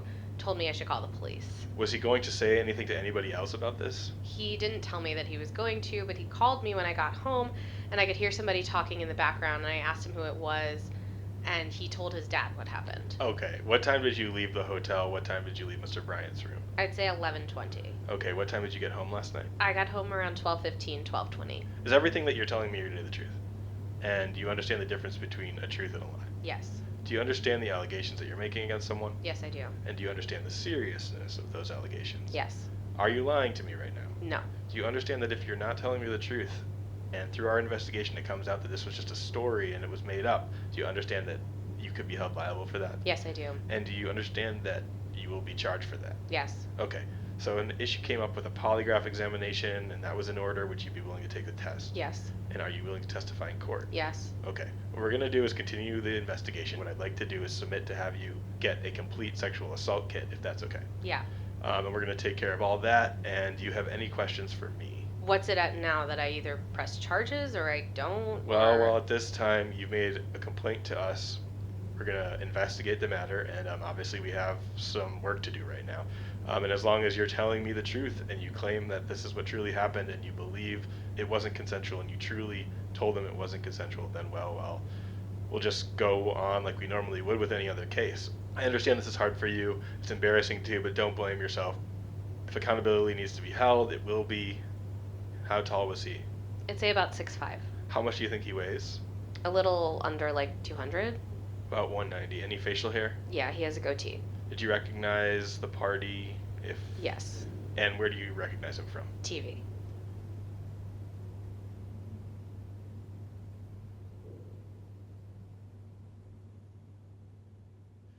Okay, Andi, first of all, do you remember hearing about this? Have you heard about it? And after hearing both of these police calls, what are your thoughts on where we stand right now? The crime has happened.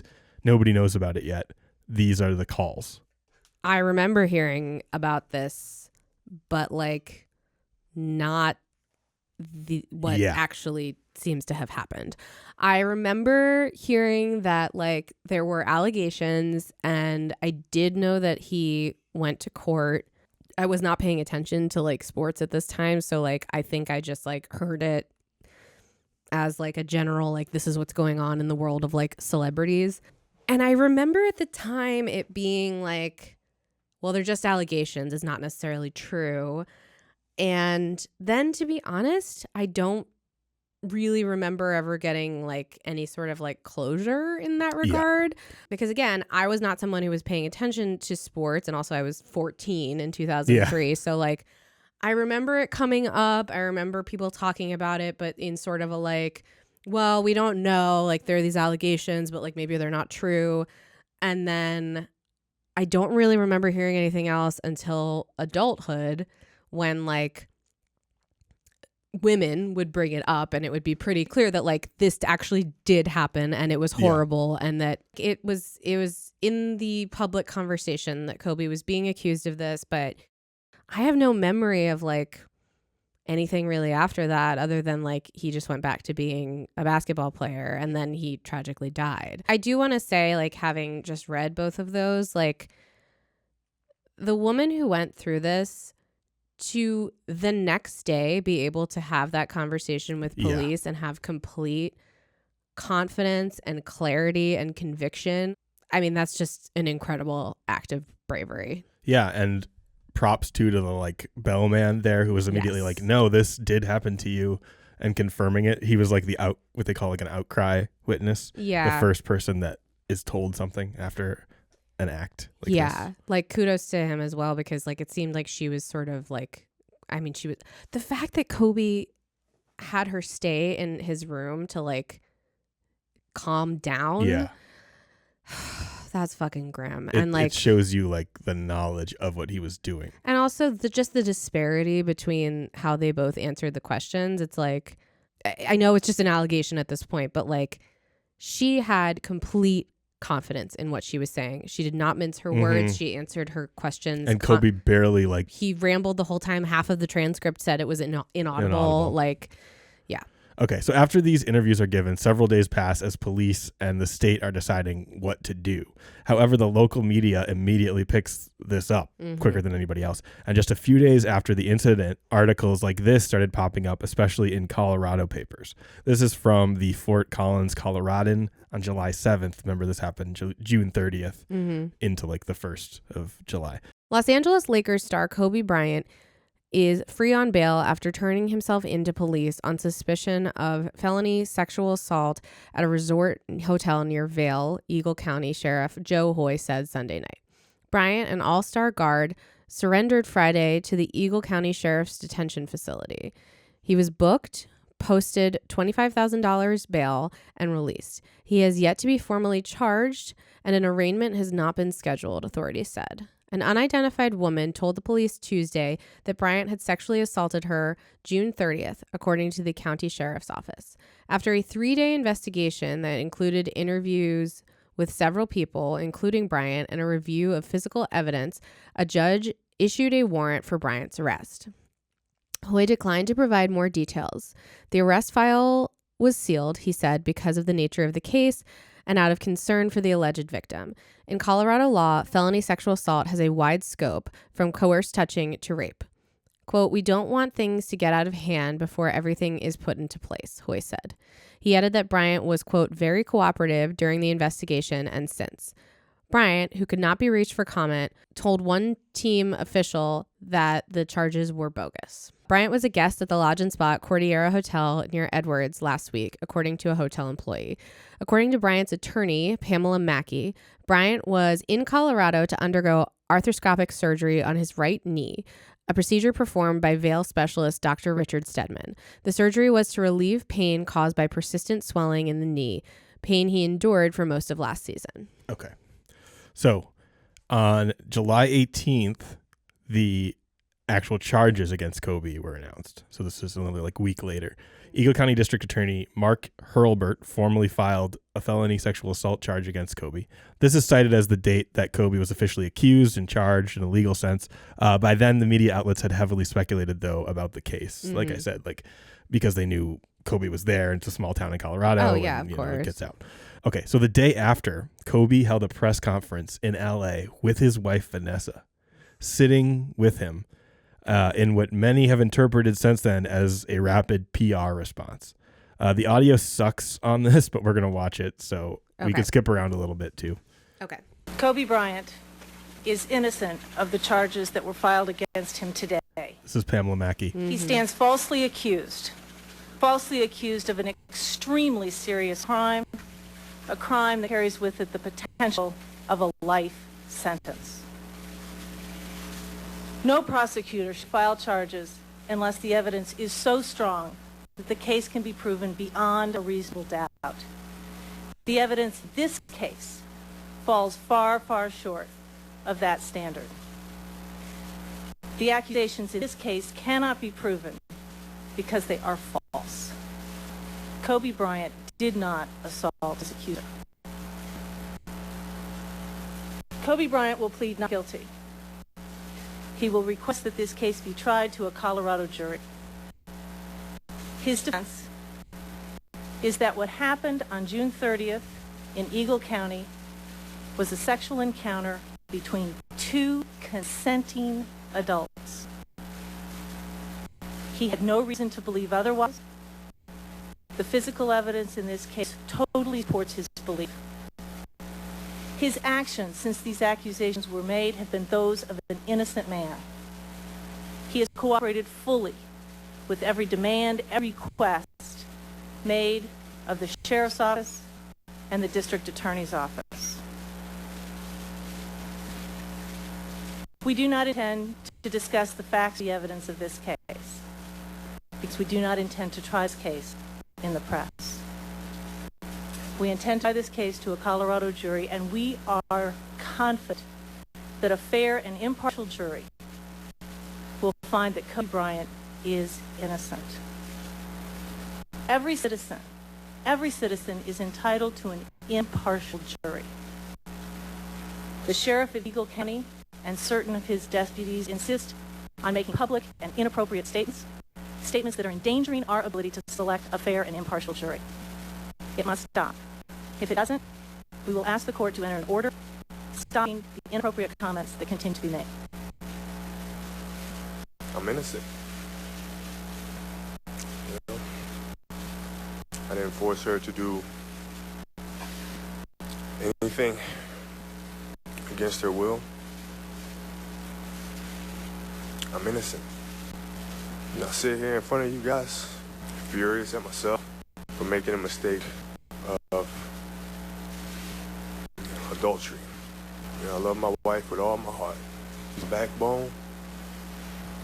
You're a blessing.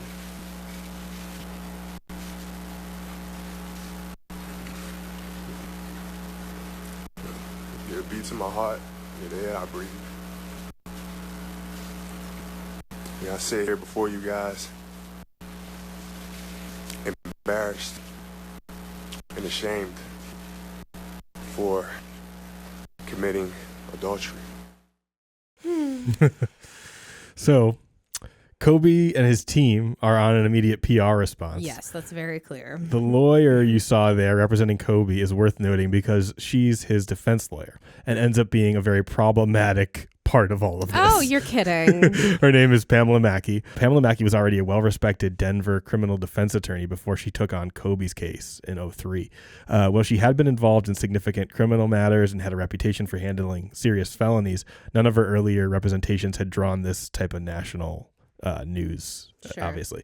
In other words, she was experienced and regarded as a formidable trial lawyer in Colorado, but the Bryant case was like her most high profile. She wasn't like a high profile lawyer, but very, very well regarded. And as we heard, his defense seems to be based completely around this idea that the sex was consensual and he had committed adultery, but not rape or assault. And as you saw in his apology, he kept saying, and I didn't commit the act of adultery. Like they clearly planned like his exact words. Oh, I was thinking that the whole time. I was like, they are trying to spin this. I mean, this is probably because I've just watched too much procedural television and movies, but like it seems like this is actually the case. Like they sat down, had a strategy session, which like you can't blame someone for because like that's like what a criminal defense attorney's job is, but they clearly had a whole like plan of like he is going to look the most sympathetic if he does cop to the fact that there was a sexual encounter. And they have physical evidence, so that has to be included in the story. Yeah. Very clearly, like they're like, you're going to get the most sympathy if you admit that you did something, that you did commit adultery. So, and like go down this whole like I'm a flawed man path. Yeah. Because like there's so many people out there who've committed adultery and are embarrassed by it. And like I don't doubt that he is embarrassed. It's just it's a very specific lens through which they are claiming their truth. Also, God bless Vanessa Bryant. That had to be truly one of the worst experiences of her life, I imagine. Sit there and just keep rubbing his hand compulsively. Also, there's a special place in hell for female criminal defense attorneys who don't believe women. Yeah, so we'll get into that. That's right here. I mean, maybe she does, and this is her job. I don't know. But they use this adultery line over and over to gain sympathy. Like, he's a bad man in terms of faithfulness to his wife, but not a criminal. Like, they say it so explicitly. Because adultery is one of those things that, like, people can stomach it. People find it despicable, but they don't find it unforgivable. But their uncle did it, you know? Yes, they don't find it unforgivable. Because it's, like, literally one of the, like, 10 commandments. Yeah. Like, it's recognized as, like, well, Jesus said, or Moses, who did the 10 commandments? I don't know. Whatever. Someone said, don't do this. God gave the 10 commandments, and it was, like, one of the top 10.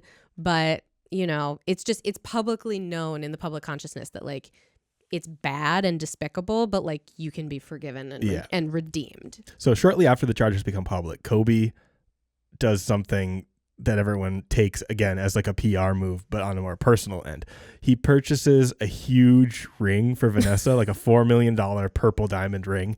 And so all the outlets in the media and E! and stuff are like, this is the post whatever Kobe did makeup ring. Yeah, I mean, she deserves a giant fucking diamond ring, but Yeah, so here is a little clip about that.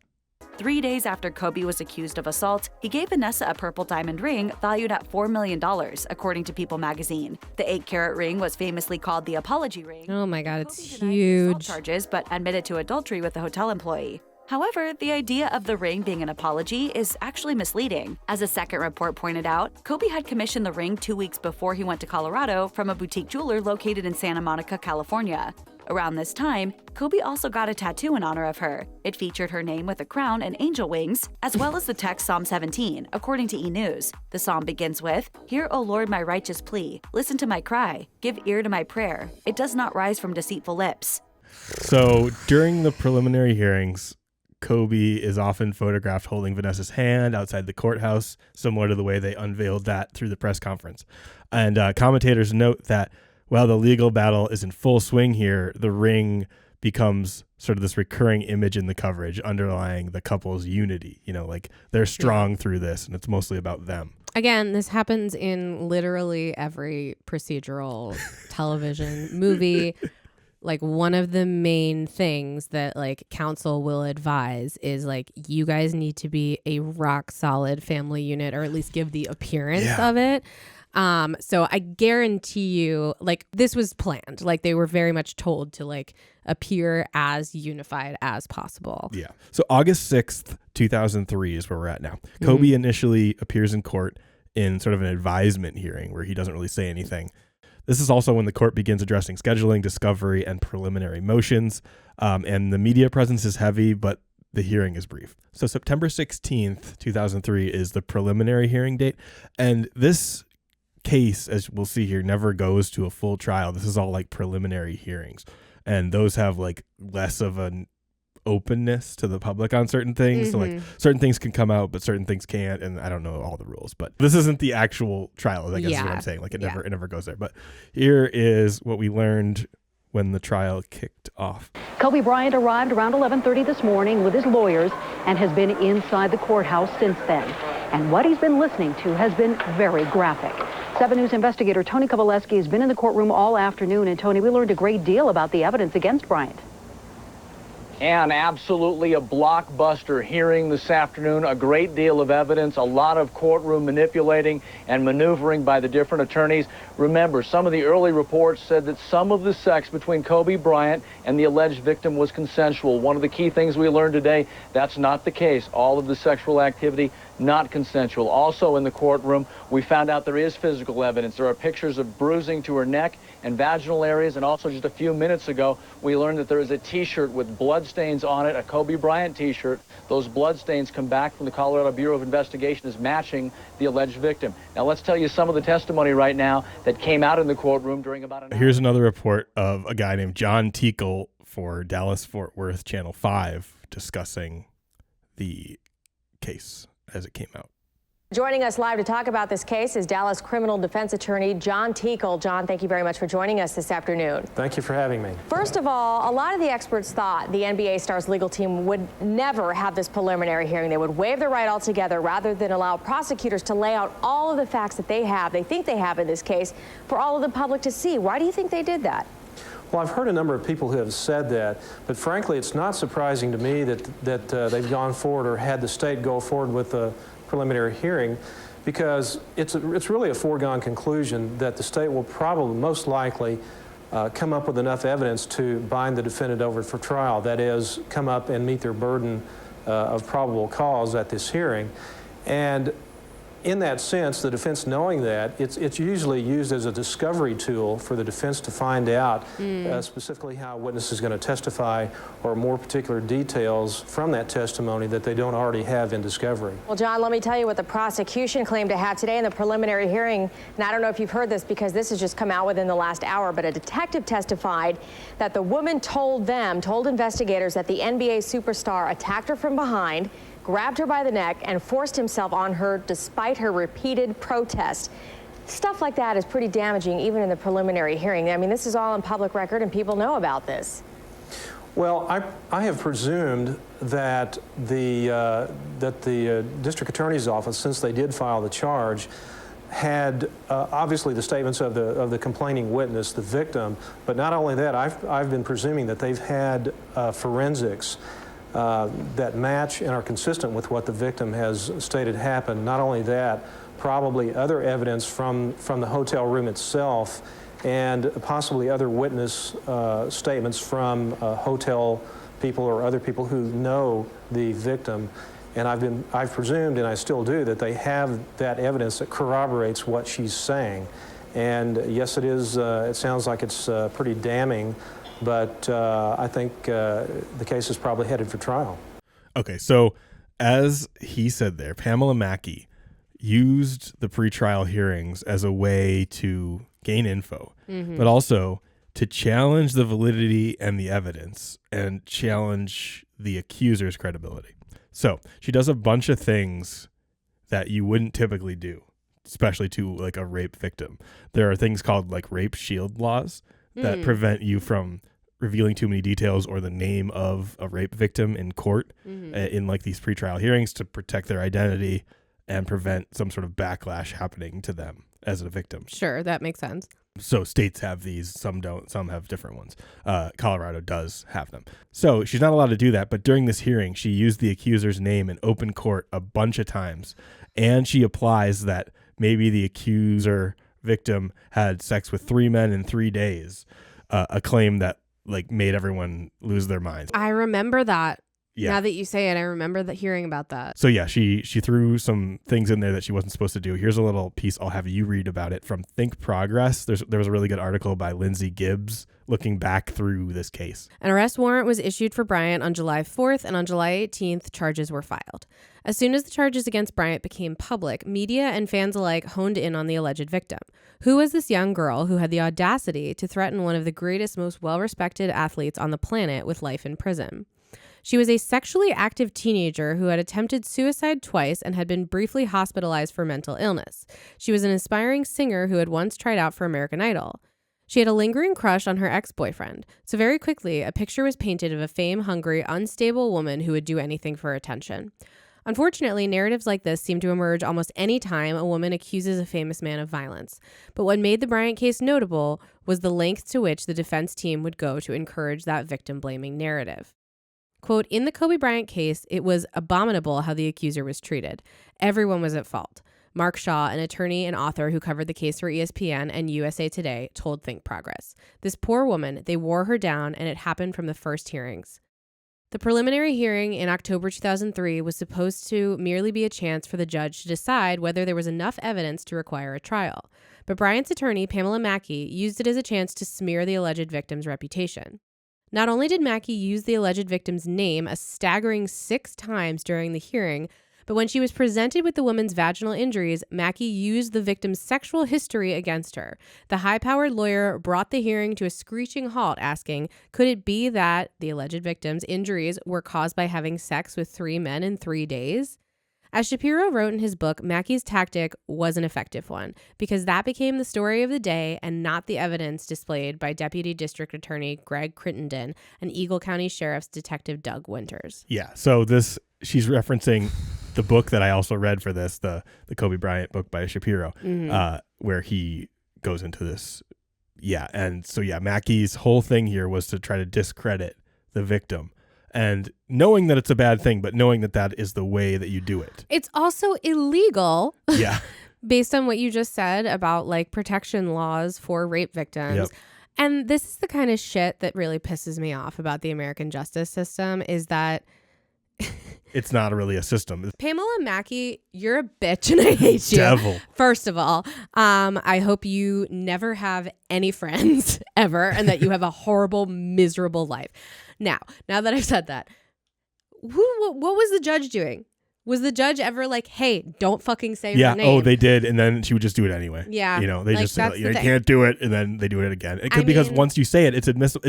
It's out there. The judge can say you can't do it. That's not in the rules, but you've already said it. That's the whole point. It's the same thing. Like, that's why you hear the word objection. It's like if an attorney says something and there is an objection, it could be struck from the record, but they still said it and people heard it. It's still out there. And criminal defense attorneys do this all the time. It doesn't actually matter if it like goes in evidence or if it's like allowed to happen during court procedure. They just put things into the air because they know that the people watching, and especially when there's a jury, the jury's not going to be able to like delete it from their brain. Yeah. You know, so like they find ways of basically illegally influencing people. Yeah. And how they feel about stuff. Also, where did she get the 3 guys in 3 days thing? Did she just make that up? Yeah. Okay. So I read into this a little bit more. Apparently had a boyfriend that she like slept with way before that. And like the underwear that she ended up putting back on in a hurry to go do this thing had like semen in it from like an ex-boyfriend.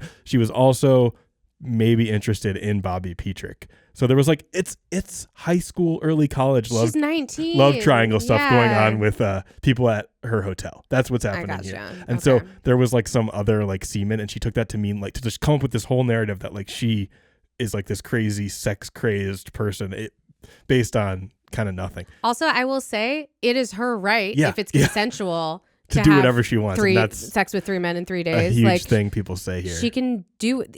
It's clear that Pamela Mackey exaggerated, but she would be within her rights to do that. That doesn't excuse raping someone. No. So I'm going to go through really quick. I just kind of analyzed the different tactics that Mackey used that were below bar or whatever. So first, she emphasized the victim's sexual history and sought to introduce evidence implying the victim had multiple sexual partners in a short time span. She suggested that any physical injuries or DNA findings could have come from other encounters other than Kobe. She referenced mental health issues that were not even really anything to do with this. Got things in the press to that note, including this Dateline piece. New details and new questions about the accuser of NBA star Kobe Bryant. I saw a stretcher outside her room. All I saw after that was them carting somebody off. Did she have a troubled past? Does her past even matter? What this young woman does in her private life has nothing to do with an allegation of rape. Dawn Fratangelo with the latest on the case against Kobe. So as that woman said, what you just said. Yeah. But the fact that is there in equal accord with a random person from her high school they called up or college and said that like she once got taken in an like nothing to do with this, but they start digging. That's what the people in the defense start doing. Yep. Finding anyone who may have known her that is willing to say something bad about her and try to they're trying to make that. her take away her credibility. Yeah. They alluded that the victim might be needing a payout from Kobe, like she wants the money, and that's why she was actually like bringing this all on. And then they just generally slut shamed her and characterized her as sort of a like promiscuous person, to the point where they literally like published her photo and everything in tabloids. Oh my I'll show you God. here. So here is a tabloid they had with her just on the cover. Did she really say no? Literally on the Globe, my God. cover, and then a full page spread in another tabloid. Kobe's accuser unmasked. They just went right for it. This is showing awful. photos. This is as it's going on. So the name and who she is totally out there. Also, like, this was 2003. We've had a lot of productive public social conversations about this stuff that we were not having in 2003. So this poor woman. Oh my God. She also contributed to all of this tabloid stuff. Like, I'm sure she was working behind the scenes, at least in some way, to make sure this stuff got out there. Yeah, which is so crazy because she literally sat there and lied to everyone in that press conference of like, we're not going to decide this case in the media. Oh, she said that so many times, and then literally that's her whole strategy. That's literally what she's doing. Yeah. She is a fucking evil person. She knows everything person. is calculated. Yeah. Every single thing. I think you have to be. Like, I'm glad that there are people who want to be criminal defense attorneys because everyone is entitled to a fair trial and someone needs to represent them. But you really have to be like diabolical because you're basically saying like, this person very well might be guilty or I know they're guilty, but I'm going to find a way. It's basically they like create themselves like an escape room with someone's life. Yep. You know what I mean? And they're like, I'm going to do a puzzle and figure out a way to like totally fuck you. Yeah. Okay. So here, given all that, is a really good thing I found where some people were discussing this in 2003. This was on Internet Archive. This was Democracy Now!, sort of a left-leaning message board radio program. Oh, got it. So I'm going to play this for you. This is very indicative of the time. A woman and a man being asked about this who has really no business talking about this, but it really shows you where people's heads were at and where like mainstream men were at versus women. Yeah. The big question is, should the media name the woman who was accusing Kobe Bryant of sexual assault? So far, no major media organization has named the 19-year-old woman. But last week, radio host Tom Leykis broke precedent and named her on the air. Now, several journalists are coming forward to say it's time to reconsider the long-held policy of not naming rape victims in some cases. A recent column in Los Angeles Times is entitled, "If the accused is named, the accuser should be too." The author is Pulitzer Prize-winning journalist David Shaw. He joins us on the phone. We're also joined by Karen Palmer, the founder of the Rainbow Sister Project, which is an advocacy group for rape victims. Karen herself is a rape survivor. Let's start with David Shaw. Make your case for why the accuser in the Kobe Bryant case. Go for it, David. Hear this fucking bullshit. Good to have you with us. Well, I mean, the bottom line of the argument for me is that our criminal justice system rests on the guarantees that somebody is innocent until proven guilty and that they have the right to confront their accuser. And while we have those guarantees in the court of law, it seems to me we also ought to have them in the court of public opinion. This is the only crime where we do not name the accuser. And it seems to me that while I'm fully cognizant of the concerns that this stigmatizes the accuser, I think that we compound that stigma by treating this crime differently than we do any other crime. And in this era of the Internet and 24/7 news, it's a bit of a pretense. Anybody who wants to know her name knows it now or can find it out. It leaks out, it's on the Internet, and I think that by trying to treat it like a dirty little secret, we're suggesting, as it used to be suggested, that somehow the accused is responsible for what happened. And we all know that that is not true, that rape is a crime of violence, not of sex, that the victim bears absolutely no responsibility for what the rapist did, and I think that we play into those stereotypes by refusing to disclose her name. Weird take. That's such a bad At one take. point, surely the stigma attached to being accused of sexual assault is even worse than the stigma attached to being a victim of sexual assault. So why publish and broadcast his name and not hers? Why do you believe that this policy has developed in the media? Well, because I think that there was a time when we didn't even talk about rape. When I started out in my career, you couldn't even use the word rape in a newspaper. We always called it a criminal assault, which is a legal term, but does not connote exactly the horror of what has happened and the specificity of what has happened. And we felt that it was a sensitive and humanitarian thing to do to protect the woman from any kind of stigma, any indication, any implication that somehow she played a role in this. And I think that we've come a long way from that. I think we've come to realize now that the woman doesn't play a role, that it is not her fault, that it is entirely the fault of the perpetrator. And I think that by refusing to disclose her name, we're just continuing that ages-old and outdated, outmoded policy. That's Karen Palmer. Okay, I hate this man. I don't know what planet Mr. Shaw lives on, but as a rape survivor, I would love to think that that has changed, but it has not. If I had a nickel for every time someone asked me what I was wearing the night I was raped, what I was doing out so late, I mean, I could definitely retire now. making a choice to come forward and go public is a very different thing than being outed by the news media. It's very empowering to tell your story publicly, but you really have to be prepared for what you will be subjected to by reporters. One well-known news anchor said to me off camera that if her husband would leave her if she was raped because, after all, she would be damaged goods. And this is just a few years ago. I don't think that things have changed enough. And certainly, I think about the now 90-year-old woman who was raped by the same serial rapist that I was raped by, and how painful it would be to her if her name was published in the newspaper because she claimed she was raped.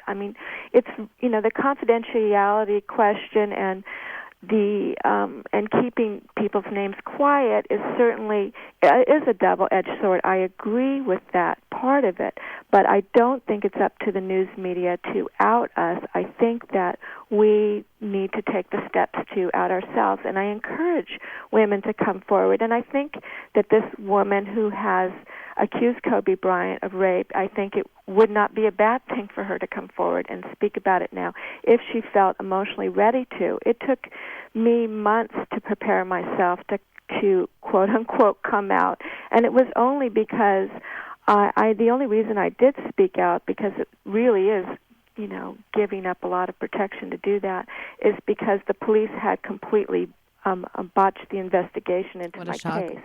Yeah. It's just really, this whole discussion really kills me, because a year ago I wrote an op-ed piece for the LA Times because these teenage girls almost exactly a year ago had been kidnapped and raped, and they spoke out and gave their names and were very public. They were on the cover of People magazine, and a lot of these same media pundits were criticizing them for doing that and saying they were just looking for their 15 minutes of fame. So rape is different than any other crime because it's one of the only crimes in which the victim is still blamed. And I'm sorry, David Shaw, but you need to speak to some rape survivors, because we are still blamed for being raped. I do think that the same public identification is warranted and is called for. After all, I do think that it is certainly worse to be accused of being a rapist than it is to be thought to be a victim of rape. Thought to be?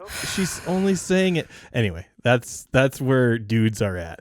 They cannot get over that. For some reason, there's a block there. Yes, because they will never understand. No. They will just not. They don't. And he's willfully trying not to understand. He's really trying hard. It's also like a stupid take that nobody needs to have this hot take. You're a fucking edgelord piece of shit. Really. David Shaw spent the whole time being focusing on reputation of it's not gonna hurt her reputation. It's no, she was raped, though. She was a victim of physical violence. And in the case of this specific case, the person that she is accusing of physical violence is possibly at the time the most popular athlete in the world. One of. Okay. So obviously. So it's not just about protecting her image. It's about physically protecting her as well. Because you think that you saw what happened when fucking LeBron left Cleveland. People were burning things. Yeah.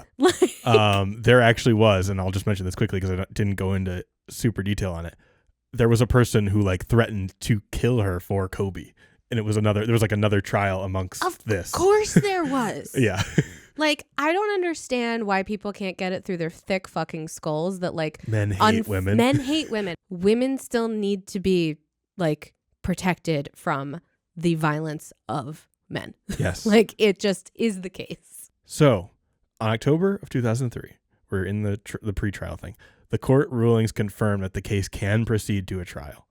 There's probable cause here. However, ongoing arguments about the accuser's personal history and mental health records are still what's dominating the hearings. So, the court case goes on, and Pamela keeps, trying to tarnish the victim throughout all of this.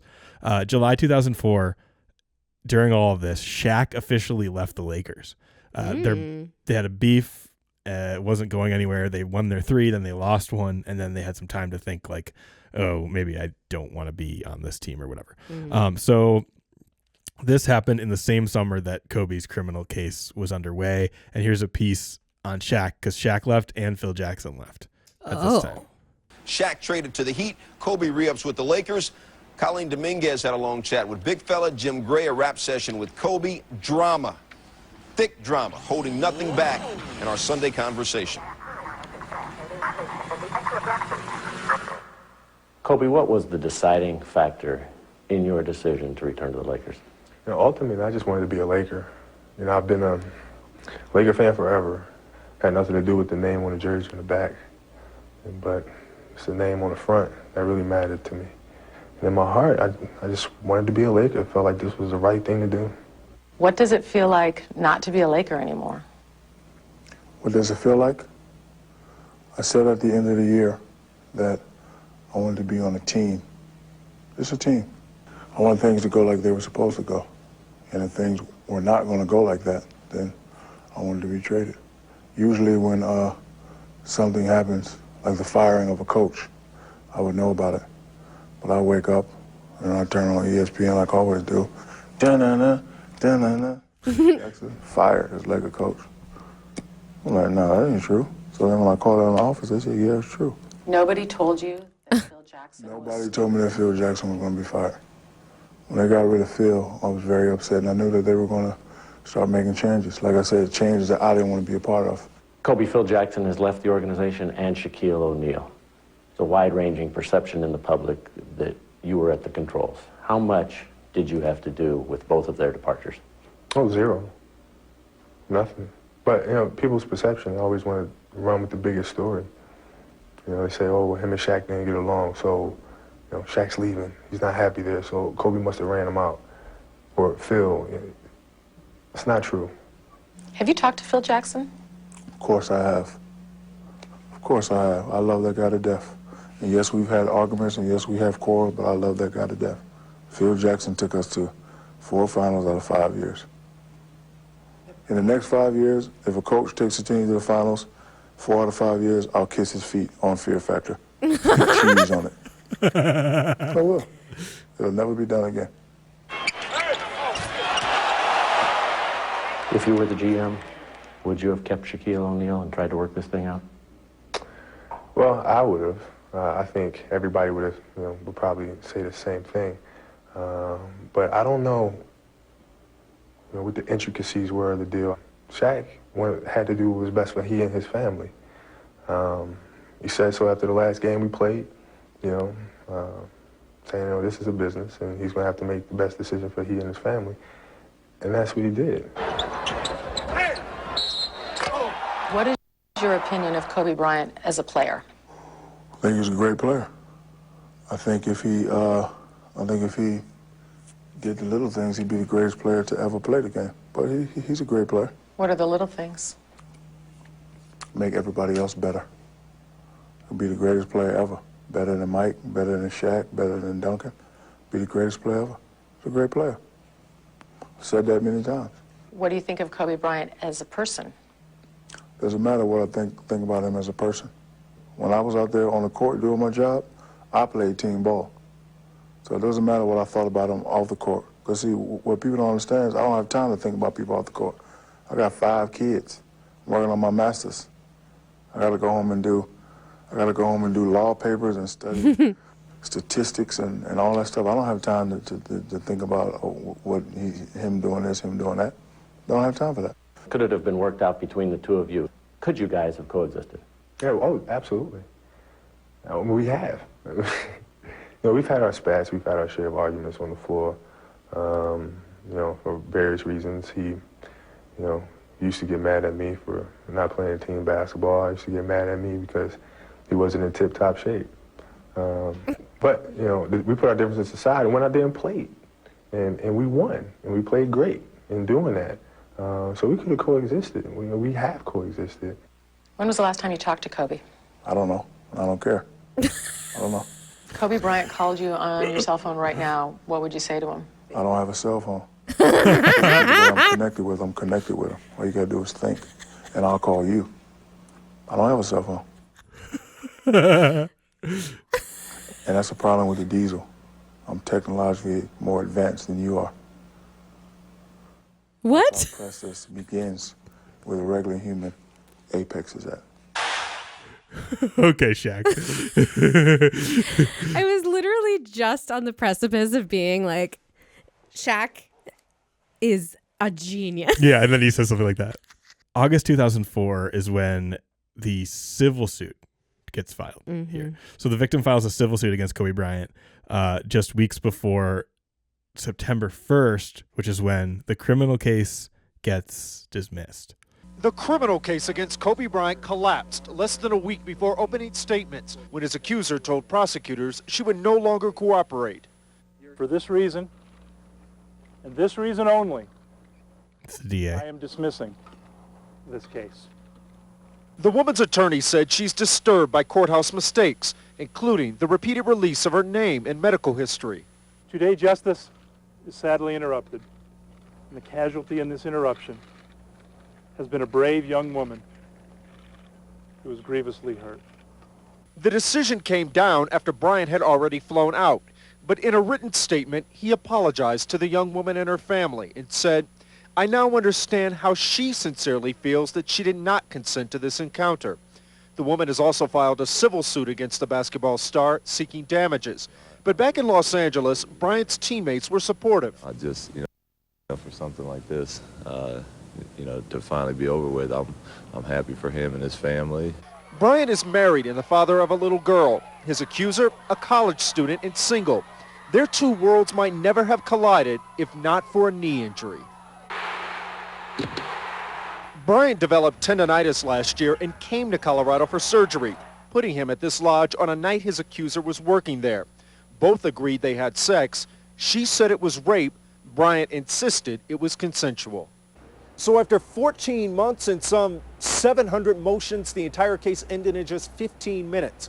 Now, prosecutors cannot refile these criminal charges down the road, but the civil case has not been settled. Chris Lawrence, CNN, Eagle, Colorado. Wow. Yeah. I mean, there it all is. She had to do what she had to do to protect her peace. I mean, like, it was very brave of her to deal with as much as she did deal with. This is what the defense team wanted. Yep. They wanted to embarrass her and shame her and like put her safety at risk so much that she would just shut up. The biggest thing they wanted to avoid was Kobe ever having to stand up there and face questioning, and or her ever standing up there publicly and facing questioning for everyone to see. Yeah. And they did everything they could to avoid that happening, because if she goes on trial, and many people have said this, and we'll get there when we talk about how this all wraps up, many people have said that like he'd be in jail forever had this gone to a jury. If everyone got to see everything. Yeah. Everything we read today. And hear directly from her. Yeah. So here's another take on the case dismissal that isn't coming from the DA, who, like, I believe said that this is just a great tragedy that this had to happen. These are people who have the other opinion that like it was dismissed because the trial was just bad. So here's another take, and this guy's just like clearly a Kobe Bryant fan trying to defend him. Over a year now, NBA star Kobe Bryant has faced charges of sexual assault. As of today, that case has been dismissed. Paul Riley is our legal expert, and he's here to talk about it. Are you surprised by this development? Not surprised at all, Jamie. I mean, from the beginning of this case, if you're looking at it closely, and certainly lawyers who were watching it thought this case was flawed. There were so many problems with it. We fully expected that this matter would be thrown out before it got to trial. This has been such a drawn-out process. Why would someone press charges and not go through with it, observing due diligence, so to speak? I don't know if it was the enthusiasm in that small town of getting someone of this stature before the courts, but it was very clear that the prosecution rushed to charge. Only 2 weeks after the allegations were brought forward, Kobe Bryant was officially charged. I think they should have slowed down. They should have looked more closely at the accusations being made, looked more closely at the evidence, and they would have seen that this would have been a problematic case to take forward. Kobe Bryant's not out of the clear just yet. He still faces a civil suit. Maybe you could explain that to our viewers. Yep, he's still got a civil suit that he has to contend with, and in a civil suit, the balance of proof is a lot lower than in a criminal case. In a criminal case, you have to prove guilt beyond a reasonable doubt. In a civil case, that is not the case. All you have to prove is that it's more likely than not that he did, in fact, rape the accuser. She's not going to have a slam dunk, however, because the same problems that are evident in her criminal matter are going to be some of the same issues she has to deal with in the civil case as well. Paul Riley is our legal analyst. Thanks for joining us. Thanks. What do you think those problems are, Paul Riley? He said almost nothing.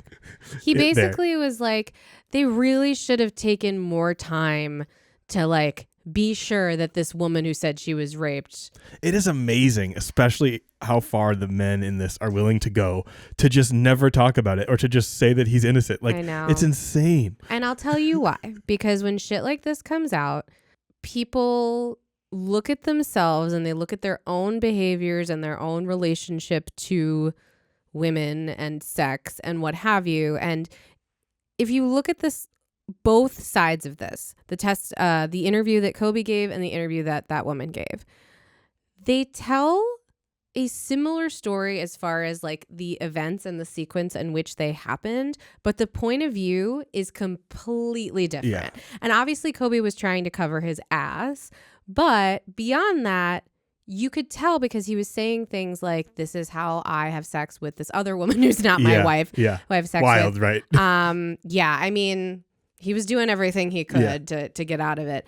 So like from his perspective, he's an NBA star and he thinks that everyone wants to be near him and get as much from him as possible. This woman's flirting with him. He takes that as like, yes, she wants to have sex with me. He's, based on what he said, used to having like pretty aggressive sex that it depends on your view of it, whether or not like, and so the reason the men are having such a fucking hard time is that they idolize this man, and it also forces them to think that like their hero could be flawed, and it forces them to question whether or not all the sex they've had is consensual. You know what I mean? Like these are the kinds of things that like nobody was in the room with them, so like they can't speak for either of them, but it makes people look at their own behavior and it makes people start to feel uncomfortable because they're like, well, based on what Kobe said happened, like that sounds a lot like sexual encounters I've had. Like, was I guilty of that? You know what I mean? So that's why these men are like doing everything they can to not confront reality. So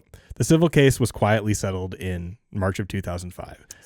Sounds about right. I think the amount, like the high amount in Colorado that you can get in a civil case was like $2.5 million at the time, but people said that they found ways of getting her even more money probably in order for this to like go away. So Kobe doesn't show up to a deposition that he was supposed to show up to, and that's what tipped local journalists off that maybe a settlement was coming, because if he's not cooperating. And then just a couple of days later, this article ran in the Fort Collins, Coloradan. Reports say Bryant reaches settlement.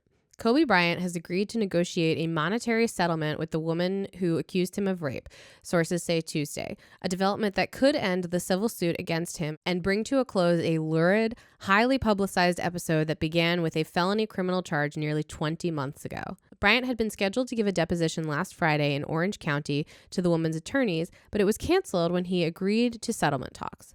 The accuser's deposition, which was scheduled for today, was also canceled.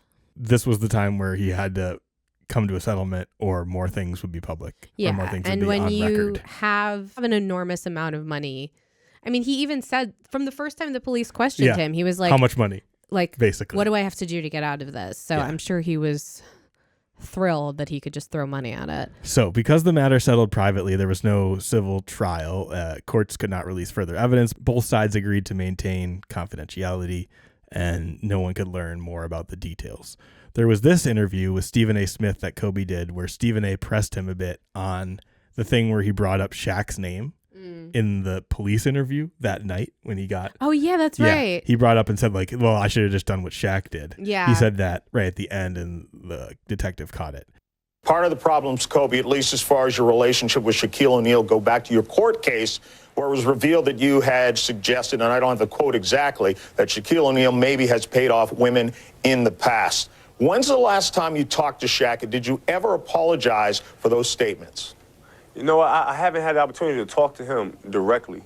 But if I do, he doesn't have a cell phone. No, he doesn't.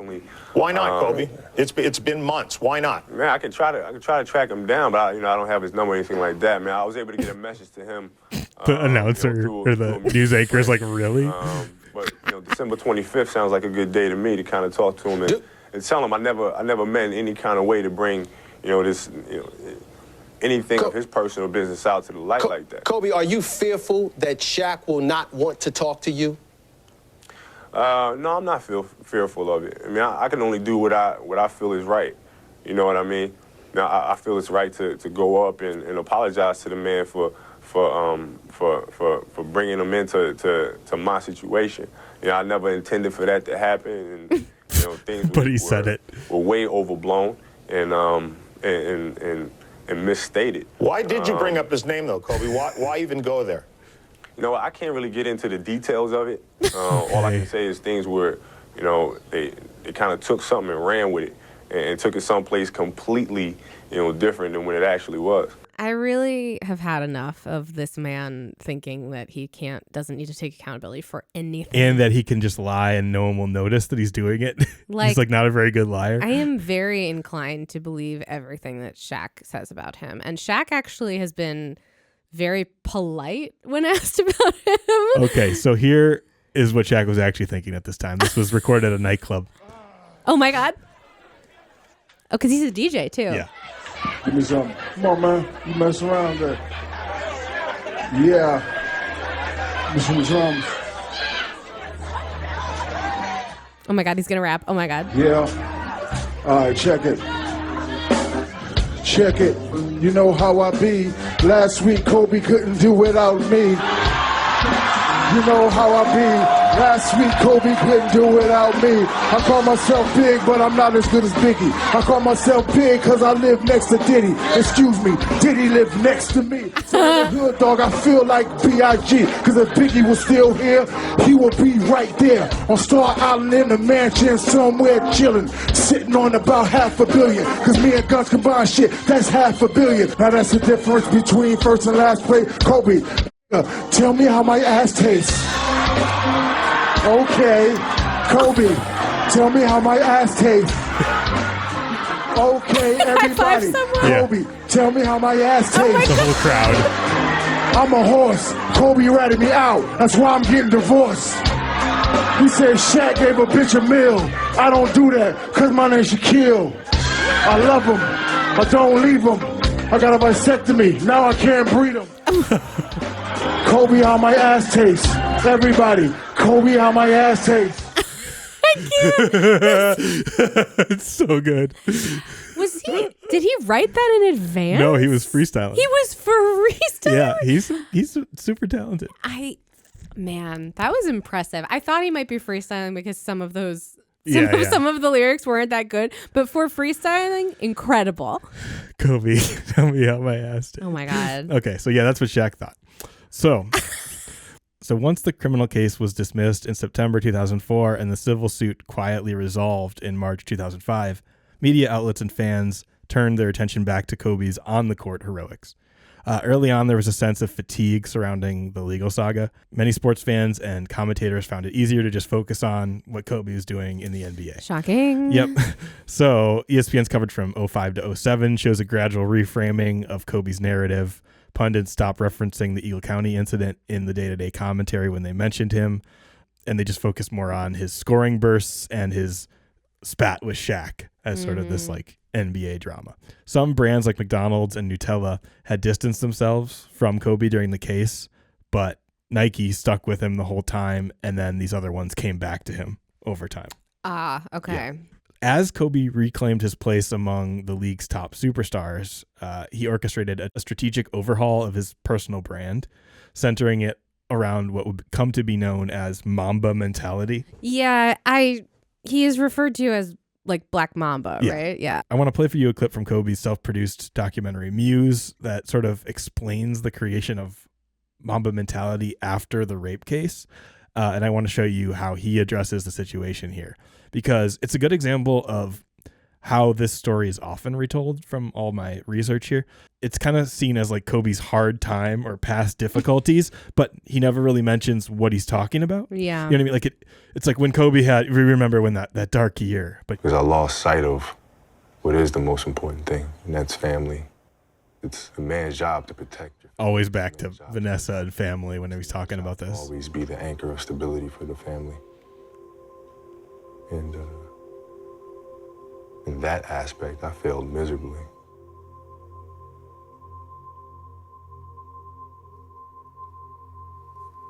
I'd wake up in the morning and not know if like today is the day where I lose my family. Like, is this the day where it's a wrap.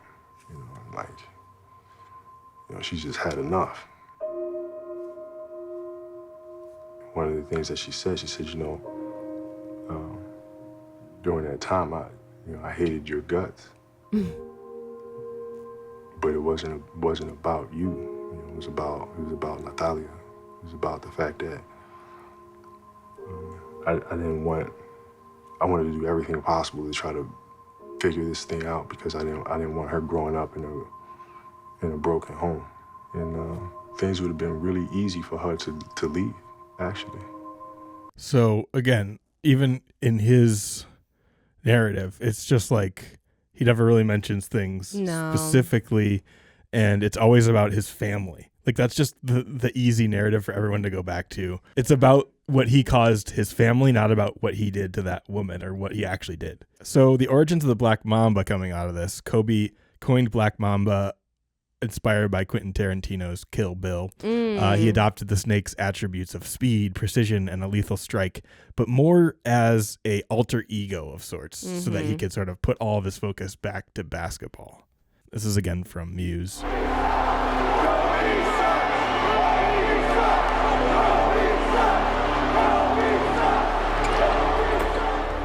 I hear everything that the crowd is saying, and I hear it. So it's like this place where it was my refuge is now being bombarded with all kinds of things that they would say. And I had to separate myself, because going through that time, it felt like there's so many things coming at once. It was just becoming very, very confusing. I had to organize things. So I created the Black Mamba.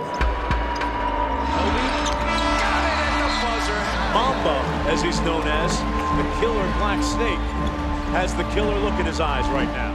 So Kobe has to deal with these issues, all the personal challenges. The Black Mamba steps on the court and does what he does. Kobe, 3 at the buzzer. The Mamba, see the venom that he's spewing. I mean, it was just fuck everyone. I'm destroying everybody that stepped on the court. I had all of this pent up frustration that I needed to let out.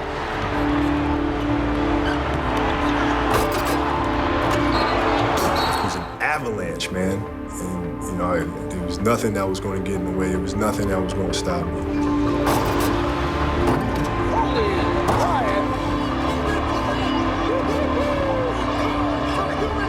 It's the battle that's going on within me that I'm carrying with me to these competitions. So it's not about you. It's not about anybody else. You're not making me go. I'm driving this thing, man, and you just so happen to be a person that's in a way that's, that may get demolished in the process.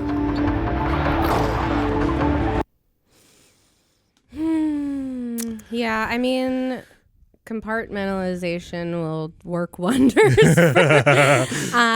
Yeah. It's, again, this is like hard to talk about because it's like he's speaking about it as if he like overcame something. The death of a family member, a loved one. Exactly.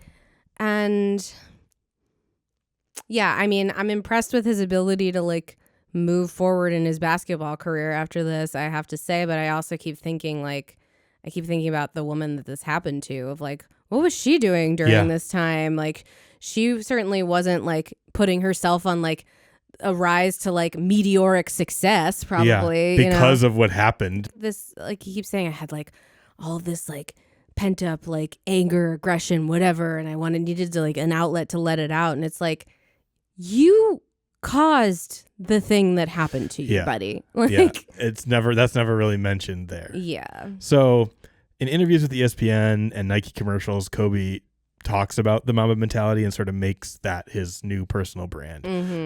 He highlighted his early morning workouts, his meticulous study of the game, like he did, as a kid, and his leadership aspirations. Moreover, his family man image, though initially rattled by all of this, was reasserted through, press conferences like the Vanessa thing, and then philanthropic events like the Kobe and Vanessa Family Foundation.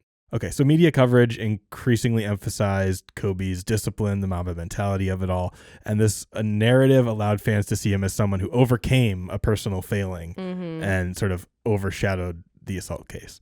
So now we'll cover sort of the remainder of Kobe's career here after this. So once the legal matters faded from daily coverage, like I said, Kobe's basketball journey takes stage.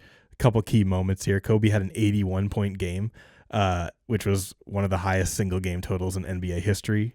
So that he has this crazy game. And this is just a crazy call of that game because this is Stuart Scott, one of the most legendary ESPN clip announcer guys that has since died, but he was great.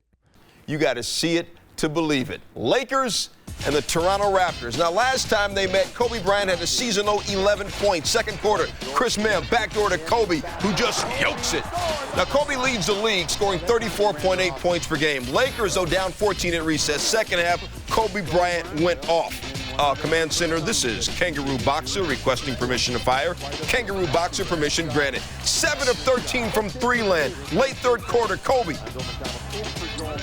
Halves up, another three. There's the free throw that gives him 80, and then the free throw that gives him 81 points. That's crazy. So he has sort of this marquee game that's like, this game puts him up there with like, he did something Michael never did, you know? So in 2008, after years of near misses, he finally earned a league MVP. And this started to spark the debate whether or not he should be considered as a GOAT. Kobe, you have had an amazing season. Your team finished atop the most intensely competitive Western Conference. You've helped mold it into a championship contender, and when we thought you couldn't get any better, you did. There have been many performances this year that are MVP worthy, but as it is said, there can only be one, and that one is Kobe Bryant, the recipient of the 2007-2008 NBA Most Valuable Player Award presented by Kia. Congratulations. In 2009 and 2010, teaming up with Pau Gasol, Kobe led the Lakers to 2 more NBA titles, garnering finals MVP in both of those. These victories cemented his place among the NBA elites because he's doing this without Shaq now. You know what I mean? Like he's doing his own thing. Injuries began to take their toll, and most notably in 2013, Kobe tore his Achilles and battled through a bunch of rehab with that. And his final game on April 13th, 2016 was sort of his iconic closing moment, and he scored 60 points. The other forward for the final time, number 24 on the floor, 6'6", high school, 5-time world champion, Kobe Bryant. And then Kobe retires, and he pivots and moves on to new pursuits. He wrote children's books and produced a short film, Dear Basketball, which actually won the Oscar for short film in 2018. He also invested heavily in youth sports and coaching his daughter in basketball and appearing at WNBA games to champion women's sports. So just as it felt that Kobe had moved into his retirement phase, supporting his kids, other philanthropic ventures, this news broke on January 26th, 2020. Good evening. Welcome to ESPN SportsCenter. Zuba Mahenti. I'm Michael Lees. Breaking news in this Sunday afternoon. 5-time NBA champion, former league MVP Kobe Bryant died earlier this afternoon in Los Angeles in a helicopter crash. Well, one of the biggest revelations that we heard was that there were actually 9 people on the manifest of the helicopter when it crashed. And the sheriff here said that initially when the helicopter crashed, that firefighters had to hike up a hill because it was kind of a brush. It was a hill. Yeah. So do you remember this? I do remember this. I remember this starting the cursed year of 2020. Oh, yep. Yeah. This is pre-pandemic. Yeah. Right before. I remember this, and I remember it was very sad because his daughter also died in the crash, and she was only, like 13? Yeah. And this just like catches you. It caught you off guard. You're just like, what? Yeah. Global tributes began coming out as soon as this news broke. Fans flooded the area around Staples Center and made memorials, and everyone was honoring Kobe. They honored him at the 2020 All-Star Game and sort of altered the scoring format as a tribute. In the initial waves of mourning, many outlets omitted or glossed over what we talked about today, the accusations, the rape charge, and focused instead on his basketball achievements, his role as a father, his philanthropy. Some commentators did mention it, and they faced immediate scrutiny for doing so. I'm sure. So I'm going to play one such little instance out for you. Here is Gayle King, after this happened, talking to Lisa Leslie on her show, who's a really good friend of Kobe's. And she presses Lisa a bit. It's been said that his legacy is complicated because of a sexual assault charge, which was dismissed in 2003, 2004. Is it complicated for you as a woman, as a WNBA player? It's not complicated for me at all. Even if there's a few times that we've been at a club at the same time, Kobe's not the kind of guy, never been like, you know, Lisa, go get that girl or tell her or send her this. I have other NBA friends that are like that. Kobe's, he was never like that. I just never have ever seen him being the kind of person that would do something to violate a woman or be aggressive in that way. That's just not the person that I know. But Lisa, you wouldn't see it though. As his friend, you wouldn't see it. And that's possible.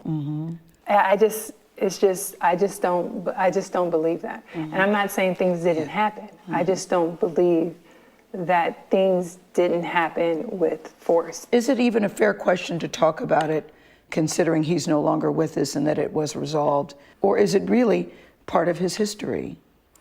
I think that the media should be more respectful. At this time, it's like if you had questions about it, you've had many years to ask him that. I don't think it's something that we should keep hanging over his legacy. I mean, it went to trial. Yeah, well, it was dismissed because the victim in the case refused to testify, so it was dismissed. And I think that's how we should leave it. Here's 50 Cent talking about Gayle, and this was sort of indicative of the backlash to Gayle King. I just didn't understand what the goal is at that point. Because you know what Kobe means to the actual culture at the same time. Like they knew what Michael Jackson meant. But if somebody... I just don't know what you're trying to do when the men are dead. If the system itself, the legal system, couldn't deal with it, what are you supposed to do? Publicly convict them? Is that the idea? Now, is it justice or is it revenge? At that point, right? Okay. So I don't even know what 50 Cent is saying. Okay, and then here's Oprah, who is best friends with Gayle King, talking about Gayle King getting called out. Doing well. May I say she is not doing well. Oprah Winfrey fought back tears on the Today Show, talking about the backlash surrounding her best friend, Gayle King. Obviously, all things pass. She will be okay. But she hasn't slept in 2 days. Let me get you up to speed. On Tuesday, CBS This Morning aired Gayle's interview with former WNBA star Lisa Leslie. In the wide-ranging interview, Gayle asked Kobe Bryant's longtime friend about his tragic death in January. He will be missed, but he will not be forgotten, that's for sure. Gayle also asked about his 2003 rape charge and subsequent criminal case. The network later posted a clip of that specific moment, and people got mad. Even Snoop Dogg took to social media with an explicit message for Gayle. We expect more from you, Gayle. Don't you hang out with Oprah? Why are y'all attacking us? We your people. On Thursday, Gayle responded to the backlash on Instagram. If I had only seen the clip that you saw, I'd be extremely angry with me too. I am mortified, I'm embarrassed, and I am very angry. And she shared her side of the story. Unbeknownst to me, my network put up a clip from a very wide-ranging interview, totally taken out of context, and when you see it that way, it's very jarring. It's jarring to me. So I've been told, or I've been advised, to say nothing, but that's not good enough for me. I reached out to Lisa because I know that she's a longtime friend of Kobe's, to talk about his legacy and their friendship. We had a really wide-ranging interview, talked about many things, and yes, we talked about that court case, because that court case has also come up. And I wanted to get Lisa's take on it as a friend who knew him well, what she thought, where that should stand. When Kobe was 24, he was charged with 1 count of felony assault after a then 19-year-old woman went to the police claiming he'd sexually assaulted her in his Colorado hotel room back in 2003. The case.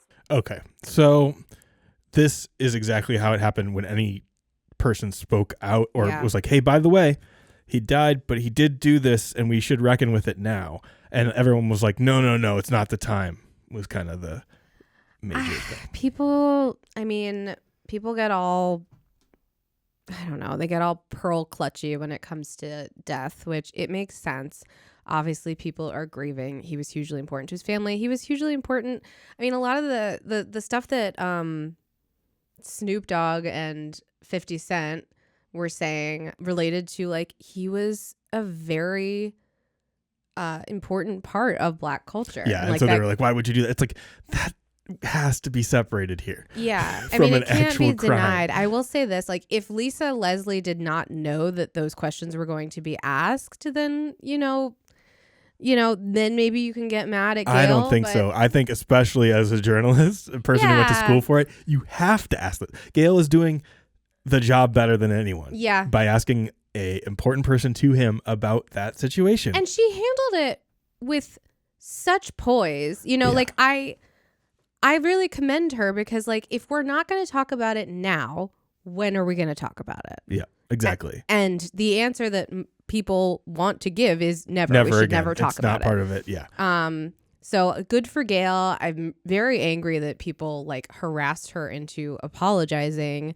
No, it makes me mad that she got bullied because the conversation that they had was just, like, good journalism. Yeah. And Lisa Leslie said what she wanted to say about it. Yeah.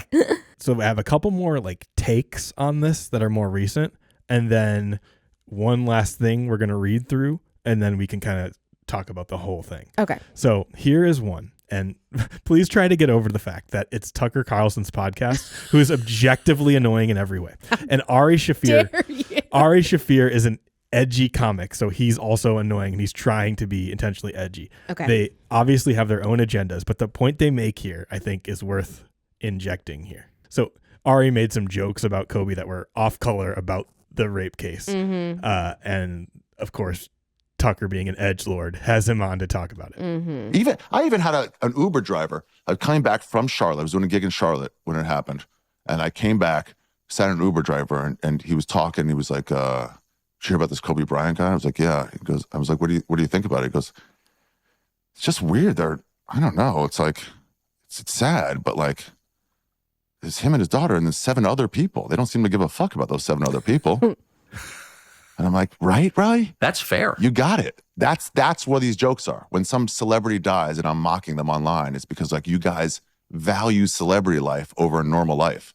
Well, you 7 also other made people a died. pretty biting point, I thought.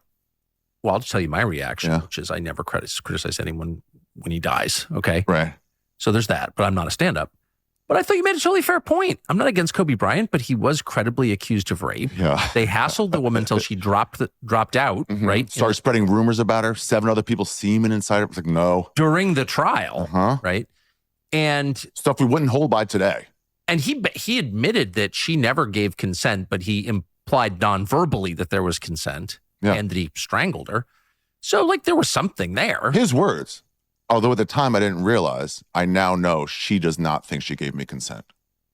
It's like, all right. So that's his word. Right. I'm not much of a feminist. Yeah. Even I'm like, no, that sounds like rape to me. These are the same people who are telling me to value all women and believe all women or whatever, but they actually don't care at all. It was wild. And you made that point. And I thought I was it was a in totally LA. fair point. How dare you play a clip of Tucker Carlson where he's saying something that I kind of agree with? I know. How dare you do this to me? Yeah. He is sunburnt.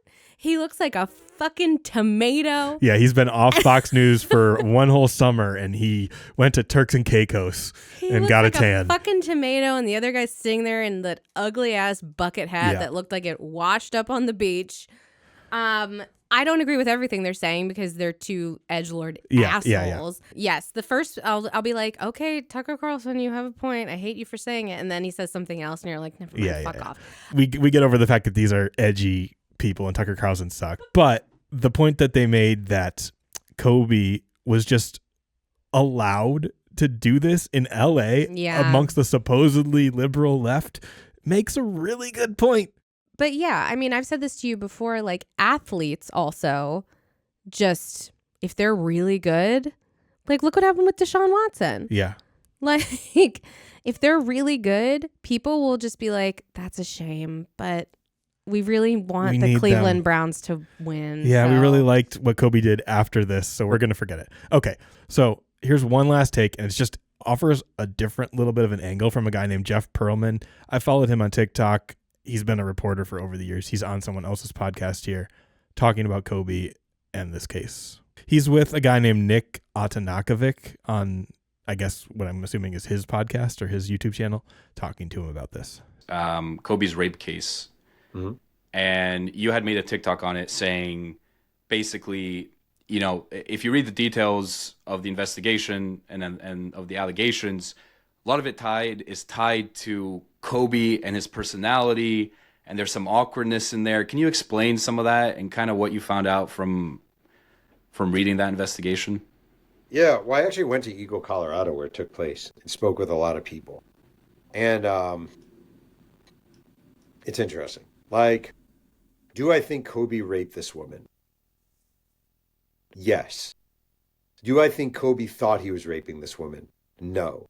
And I know that sounds like a cop-out answer, but I don't mean it that way. Kobe Bryant was really awkward.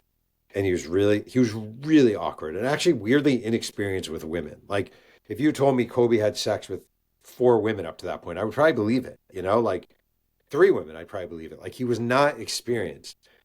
And I could see him thinking, oh, she's coming back to my room. Oh, she's being kind of flirty. Oh, I kissed her. Like, it's not an excuse. It's bullshit. And like, it's ridiculous. And like, men obviously need to know it. I'm just saying, I could see him being naive and dumb and wayward enough to actually, when the police show up later that night, being shocked and being like, wait, what do you mean? You know? So do I think he did it? Yeah, I do. Do I think it's possible he honestly just thought they were 2 consensual adults hooking up? I do, but I wasn't there in the room, so it's hard for me to say. I completely agree with him that it is probably true that Kobe didn't think that he had done anything wrong because he was 24, 25. He was young. He didn't go to college. He like lived abroad and was very lonely. Like all of these things in his past sort of make it like make that make sense. It makes it make sense of like maybe he was just really like immature and inexperienced. I don't know if I necessarily believe, given the fact that he immediately named someone that he regularly cheats on his wife with. I don't know that I agree with the fact that like he was sexually inexperienced per se. That doesn't matter. That's beside the point. We didn't start having productive conversations about consent until after this had already happened. So there's that, first of all. Also, like I've said this before, people who join professional sports, they are young men and they are immediately thrown into the spotlight and they are immediately treated like not only adults, but like huge deals. Yeah. So he's used to wherever he goes, everyone, and since he was in high school, he's used to wherever he goes, people want to like be around him, probably agree with everything he says. Hook up with him, maybe. Hook up with him. Probably. Like, this is... So, I think this guy makes a really salient point. I do want to end this, though, the same way that Jeffrey Scott Shapiro chose to end his book, Kobe Bryant, The Game of His Life, which I read for this. And if this episode has interested you at all, definitely check out the book. It's free on the Internet Archive, which I think the authors put up there so that it remained a piece of culture. I'll have you read the short final chapter from the book. And it's chapter 16, titled Smoke. The young woman in Portland found herself mesmerized by the seemingly endless news coverage. As she sat alone in her sparsely decorated apartment, Christina Kelly stared at her television and watched as Kobe Bryant strode out of the Eagle County Justice Center under a clear blue Colorado sky. Change the channel, she thought. Just change the channel. But she couldn't. She was paralyzed, as if stuck in a dream. As Kelly watched this tall, slender figure pass through the glass-paneled doors of the county courthouse, the sudden jolt of memory was inescapable. She had tried to forget what had happened that night, but somehow they had found her, and it was clear from their tone that they had no intention of letting her forget about it. It was someone from the hotel where she worked who had put them onto her, she suspected. She had been careless and mentioned the incident to some of her coworkers, and that turned out to be the worst mistake of all. It was only a matter of time before Kelly heard from the Colorado prosecutors who were attempting to convict Kobe Bryant for rape. They thought she had something they wanted. One day out of the blue, she received a letter from the Eagle County District Attorney's Office. They wanted to talk to her. Eventually, if she said the right things, they would want her to testify. They would want her to come forward and tell the world her story about what happened one night in a small Oregon hotel room between her and a man they were now prosecuting in Colorado. No, she had said. She knew how this went down. No. Kelly found it strange how that word never seemed to resonate with people. It didn't resonate with Kobe that night, and now it wasn't resonating with his prosecutors. All she wanted was to be left alone. If she testified, she'd end up just like that woman in Eagle, the whole country hating her, accusing her of being unstable and promiscuous, of telling lies, and armed with devious motivations. Besides, she didn't feel as if what she had to say was all that important, and more importantly, if she did talk, it would only be a matter of time before the media would dig up her rocky past as the story's latest feature attraction. The next contact wasn't in writing. Though she usually worked in the hotel basement where room service was readied for guests, one evening she happened to be crossing the polished marble lobby when she heard a couple that she had never seen before asking about her. The man and the woman identified themselves as personal friends of hers, and despite having no idea who they were, Christina immediately knew who they were. The front desk clerk, unaware of the charade, pointed out Kelly crossing the lobby. They approached the woman and introduced themselves as an investigator and prosecutor for the Eagle County District Attorney's Office. One of them pulled out a small black leather wallet, exposing a gold shield. That's all it took. Kelly turned on her heels and ran as fast as she could across the lobby and disappeared down the service steps. Later, when the prosecutor and investigator were milling about the hotel lobby lounge, Kelly dispatched another hotel employee to tell them she wasn't interested in speaking with them. As the investigator listened to the friend explain that Kelly had, quote, nothing to say, he sat quietly and listened. After she finished her plea, the prosecutor responded, quote, if we want, we can compel her to speak in front of a jury. We could subpoena her. We're trying to avoid that. Are you threatening her? Asked the hotel employee. No one's threatening anyone, said the investigator. We just want to talk to her, and we'd really appreciate any help she can offer. She doesn't know anything. She doesn't have anything to say, the employee explained. The investigator smiled. The investigator had expected this. There were 3 of them already, 3 women who were rumored to have been placed in questionable circumstances with Bryant, and none of them wanted to come forward. One of the other women had relayed a story to investigators that deeply interested them. When the prosecutors learned of the details, they believed her testimony would show a pattern of sexual assault. The woman, however, refused to testify and told prosecutors that if they subpoenaed her, she would not show up. The investigators had traveled to different cities, attended NBA games, and watched and waited. They'd walked through the corridors of Los Angeles Staples Center in hopes that one of Bryant's teammates would turn on him. Eventually, they hoped one of the leads would pan out. Sooner or later, one of the women would come forward, they thought. It was only a matter of time. When the hotel employee left the investigator and prosecutor, she told Kelly she'd asked them to leave her alone. The young woman sighed with relief. They had tried everything they could. They had tried to break her. They had tried to guilt her. They had tried to make her feel as if the fate of the justice system rested on her shoulders. But she knew that simply wasn't true. This was her time to move forward and forget the past. As a last resort to deflect the prying eyes, Kelly finally told the investigators to call her attorney, which they did. They told her lawyer that they were convinced that if one other woman testified, just one, it would change the jury's perspective in the case against Bryant. Please tell your client to work with us, they pleaded. Tell your client to talk with us. Tell us what she knows, everything. A few weeks after the prosecutors left, an investigative reporter from a national news network showed up on Kelly's front door, hoping to convince her to come forward and reveal what had happened to her. Quote, if I was going to talk to anyone, a reporter is the last person I'd talk to, Kelly told the journalist. Then don't talk to me, the reporter said. Just tell the truth about what happened. I'll respect that. I'm not talking to anyone until I have to, she replied. If I get subpoenaed, then I'll testify. Other than that, I'm not saying a word. A young woman may have been raped, the reporter said. A man's life is at stake. This isn't a game. I know that must mean something to you. It does, she said, but what happened between Kobe and I is between he and I, period. It's not anyone else's business. It is now, the reporter responded. They just want the truth. Can't you just talk to them so they understand a little more about what happened? Kelly hesitated and then looked into the reporter's eyes as if to convey that she wanted him to take her seriously. I understand what you're saying, she said. I understand why you came here, but you need to understand something. What happened between he and I is between he and I. It isn't anyone else's business. That's it. It's between us. The reporter nodded, and as a final gesture that the conversation was over, Kelly extended her hand. But Kelly wouldn't talk, at least not with the prosecution. Instead, she had her attorney talk to someone else altogether, someone named Pamela Mackey. Oh, fuck. Terrified that prosecutors would subpoena her, Kelly's attorney told lead Bryant defense attorney Mackey that she wanted nothing to do with the case and offered her private assurances that she had no intention of saying anything to anyone about Mackey's client. After all, she had known Kobe for a long time. Everyone makes mistakes. It was an unexpected move on her part, but then she felt that the prosecution had no choice but to leave her alone. They wouldn't subpoena her to testify if they didn't know what she would say. Now she could be left alone. Now everything would be all right. But everything was not all right. As she closed her eyes, she could clearly picture the lighting in the hallway that night, the scene frozen in time and space. Kobe had called downstairs because he was hungry, and she had brought him something to eat. It wasn't all that unusual when he called. After all, he wasn't exactly a stranger. Throughout the time Kelly had worked there, the two had become friendly. She looked forward to seeing him, and they often had pleasant conversations. Once she was upstairs, it didn't take long for them to regain their familiarity with one another. He seemed particularly chatty that night, almost lonely. Come to think of it, she was flattered he'd asked her inside his room just to talk. In a strange way, if even for a few moments, she had felt special. After all, he had needed someone and had turned to her. He asked her over to the sofa across the room. She managed to hold back a smile. It was amusing to her that he was this bored. After all, there were so many of his teammates in rooms nearby if he wanted company.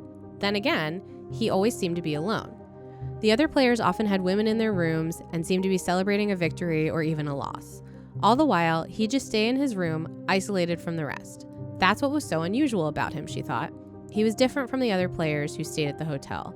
Some of them would find women to spend the night with, even professionals at times. Kobe, though, was unquestionably loyal to his wife, all while exuding a sense of maturity and respect for others. There wasn't a hint of recklessness in him. Almost imperceptibly, he moved closer and his arm reached behind her. In the distance, she could see the silver CD player sitting neatly on a table with two plastic jewel cases resting against it, the trademark of the hotel's most prestigious rooms. Then suddenly, he leaned over and their lips met. It happened so quickly and caught her completely off guard, so she pulled back. He looked at her, disappointed, and she felt bad. It was flattering at first, however. Here was someone who could have virtually anyone he wanted, but for some reason, he wanted her.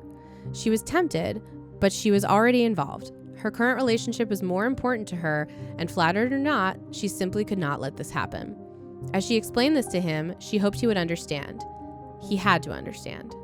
After explaining, he sat silently looking into her hazel green eyes. Then he leaned forward and kissed her again. She pulled back and looked at him in awe. Then he moved forward and tried to kiss her again. He seemed even more assertive, more determined. She could feel his hand running through her sandy blonde hair. She hurriedly pulled away and ran toward the door. He stood up, but then stopped as she looked back at him. His hands went up as if he were apologizing. "It's cool," he said, flashing a smile. Exhaling a deep breath, she forced a smile herself and nodded as she turned the doorknob to the room and went out into the hallway. As the golden brass doors to the elevator opened, a million thoughts were racing through her head. Her hand was trembling and her heart was racing. As she arrived downstairs, a coworker came up to her. "What happened to you?" she asked. "What do you mean?" Kelly responded. "Take a look at yourself," the woman said, looking her up and down. In a nearby mirror, she noticed her hair was disheveled, as if she was just awoke from a deep sleep. Her makeup was askew, her lipstick smeared on the corners of her mouth. "Something really strange just happened," she said. The coworker shook her head and began to ask more questions. As she looked down at the floor, Kelly shook her head slowly. "I don't know what happened," she said. "I don't know. He came on to me, he kissed me, I can't explain it." The coworker, who suspected that something more than just kissing had occurred, told another employee about the incident. After a supervisor was informed, the young woman was advised not to interact with Bryant in the future. It was better for everyone, they decided. No one knew exactly what had happened on the 13th floor that night, and no one wanted to find out. It was best that everyone just forget about it and get on with their lives. So that was an account of a different woman in who Portland had that kind of interaction with him. During this case when they were looking for stuff. This book was written, I think, with a lot of sources and people on background that wouldn't talk to anybody else. My guess is he may have talked to the woman, Lily Fuller here. He may have he talked clearly to this other woman, like somebody did. Like people talked to people and people looked into things, and reporters got things on background and on anonymous sort of reporting terms. Yeah. And so I think why he has so many confident details about what happened was he talked to these people. Yeah. Were there other accounts? Well, he said that there were a couple others that they were trying to corroborate. So it appears like maybe it was a habitual. Yeah. Well, at least that's what is presented here. Yeah. And again, it never came out in any other cases, Yeah. but they presented it that way in this book as for a reason, to kind of leave you being like, hey, if there's a pattern here. The author makes it a point to tell you, like, this happened to her, but she didn't want to talk about it. So it's like because of what was just happening to the other woman. Right. So if we are to believe this, that's definitely a good reason not to come out. When people say things like, well, there wasn't enough evidence, or like no one else came forward, the story didn't seem credible, whatever, it's like there are reasons for that. Like the reason could be that he's innocent. The reason could also be that people are terrified. Yeah. I mean, look what happened to Gayle King. Gayle King, who just said we should talk about it. She's already a successful, like, famous person who has already established her credibility as a journalist. And all she did was bring it up as like, hey, this happened. And everyone was like, shut up, Gayle. Yeah. Okay. So I don't think there's any real way to like wrap this up fully and put a bow on it. No, because we've isn't. covered everything. And that was kind of the point, to just give you everything and be able to kind of be like, yeah, this is what happened. And this is what I should think about Kobe. Yeah. I mean, the thing is, like, people are very complicated. People make horrible, horrible mistakes. People do bad things, and they can also be really good at basketball. Yeah. Like, both things are true, and we have to societally work harder to like hold both of those truths. There just has to be some way for us to like accept reality. Yeah. Accept the reality that like he seems like he did some bad things to women. Yeah. And he was also really excellent at basketball. And both of those things are true. And we need to be able to hold both of them. And my heart goes out to the women who will never find any sort of like resolution. Yeah. In this area. That's really the key thing here. Yeah. Is the victims of these things who don't even get a voice. And that's kind of why I wanted to do this episode, to kind of go through what we did today, spend a ton of time on it, just to represent to people what actually happened here, because I forgot what really happened here. I was young. I didn't look into the details. I probably shouldn't have been presented with the details, and I wasn't at that young age. Yeah. So I never really knew. I just always heard, oh yeah, the Kobe sexual assault case, that happened too. And I never really looked into it. And I will say it's much worse than I ever knew. Yes. And when people look at the actual facts of it, unlike what Kobe and other people around Kobe have tried to paint the picture of, when you do look at the actual facts, you see what happened, and you have to actually reckon with it, not just be like, oh yeah, that one year where Kobe had a bad year. We need to be able to like hold people accountable for their behavior. We just need to be able to do it, or we're never going to like advance further as. Yeah, because there's been many more athletes after Kobe. There probably will be in the future, and we have to handle it better. And we can't keep setting the example that like it'll be uncomfortable for a little while, but then everybody will just forget about it and they'll move on, and people will focus on all the good things that they do. And like, I'm not saying Kobe Bryant didn't do good things. Obviously, he was amazing at basketball. I do believe that he loved his family. Like, he's, yeah, we need to be able to like hold people accountable and like create space for people to hold themselves accountable, and admit that like people can be more than one thing. They can be an MVP and also someone who commits sexual assault. Yeah.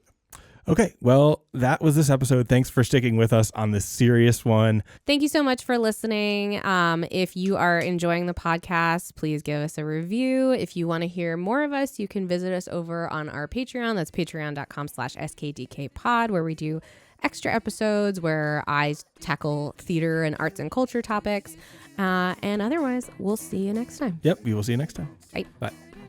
Dum,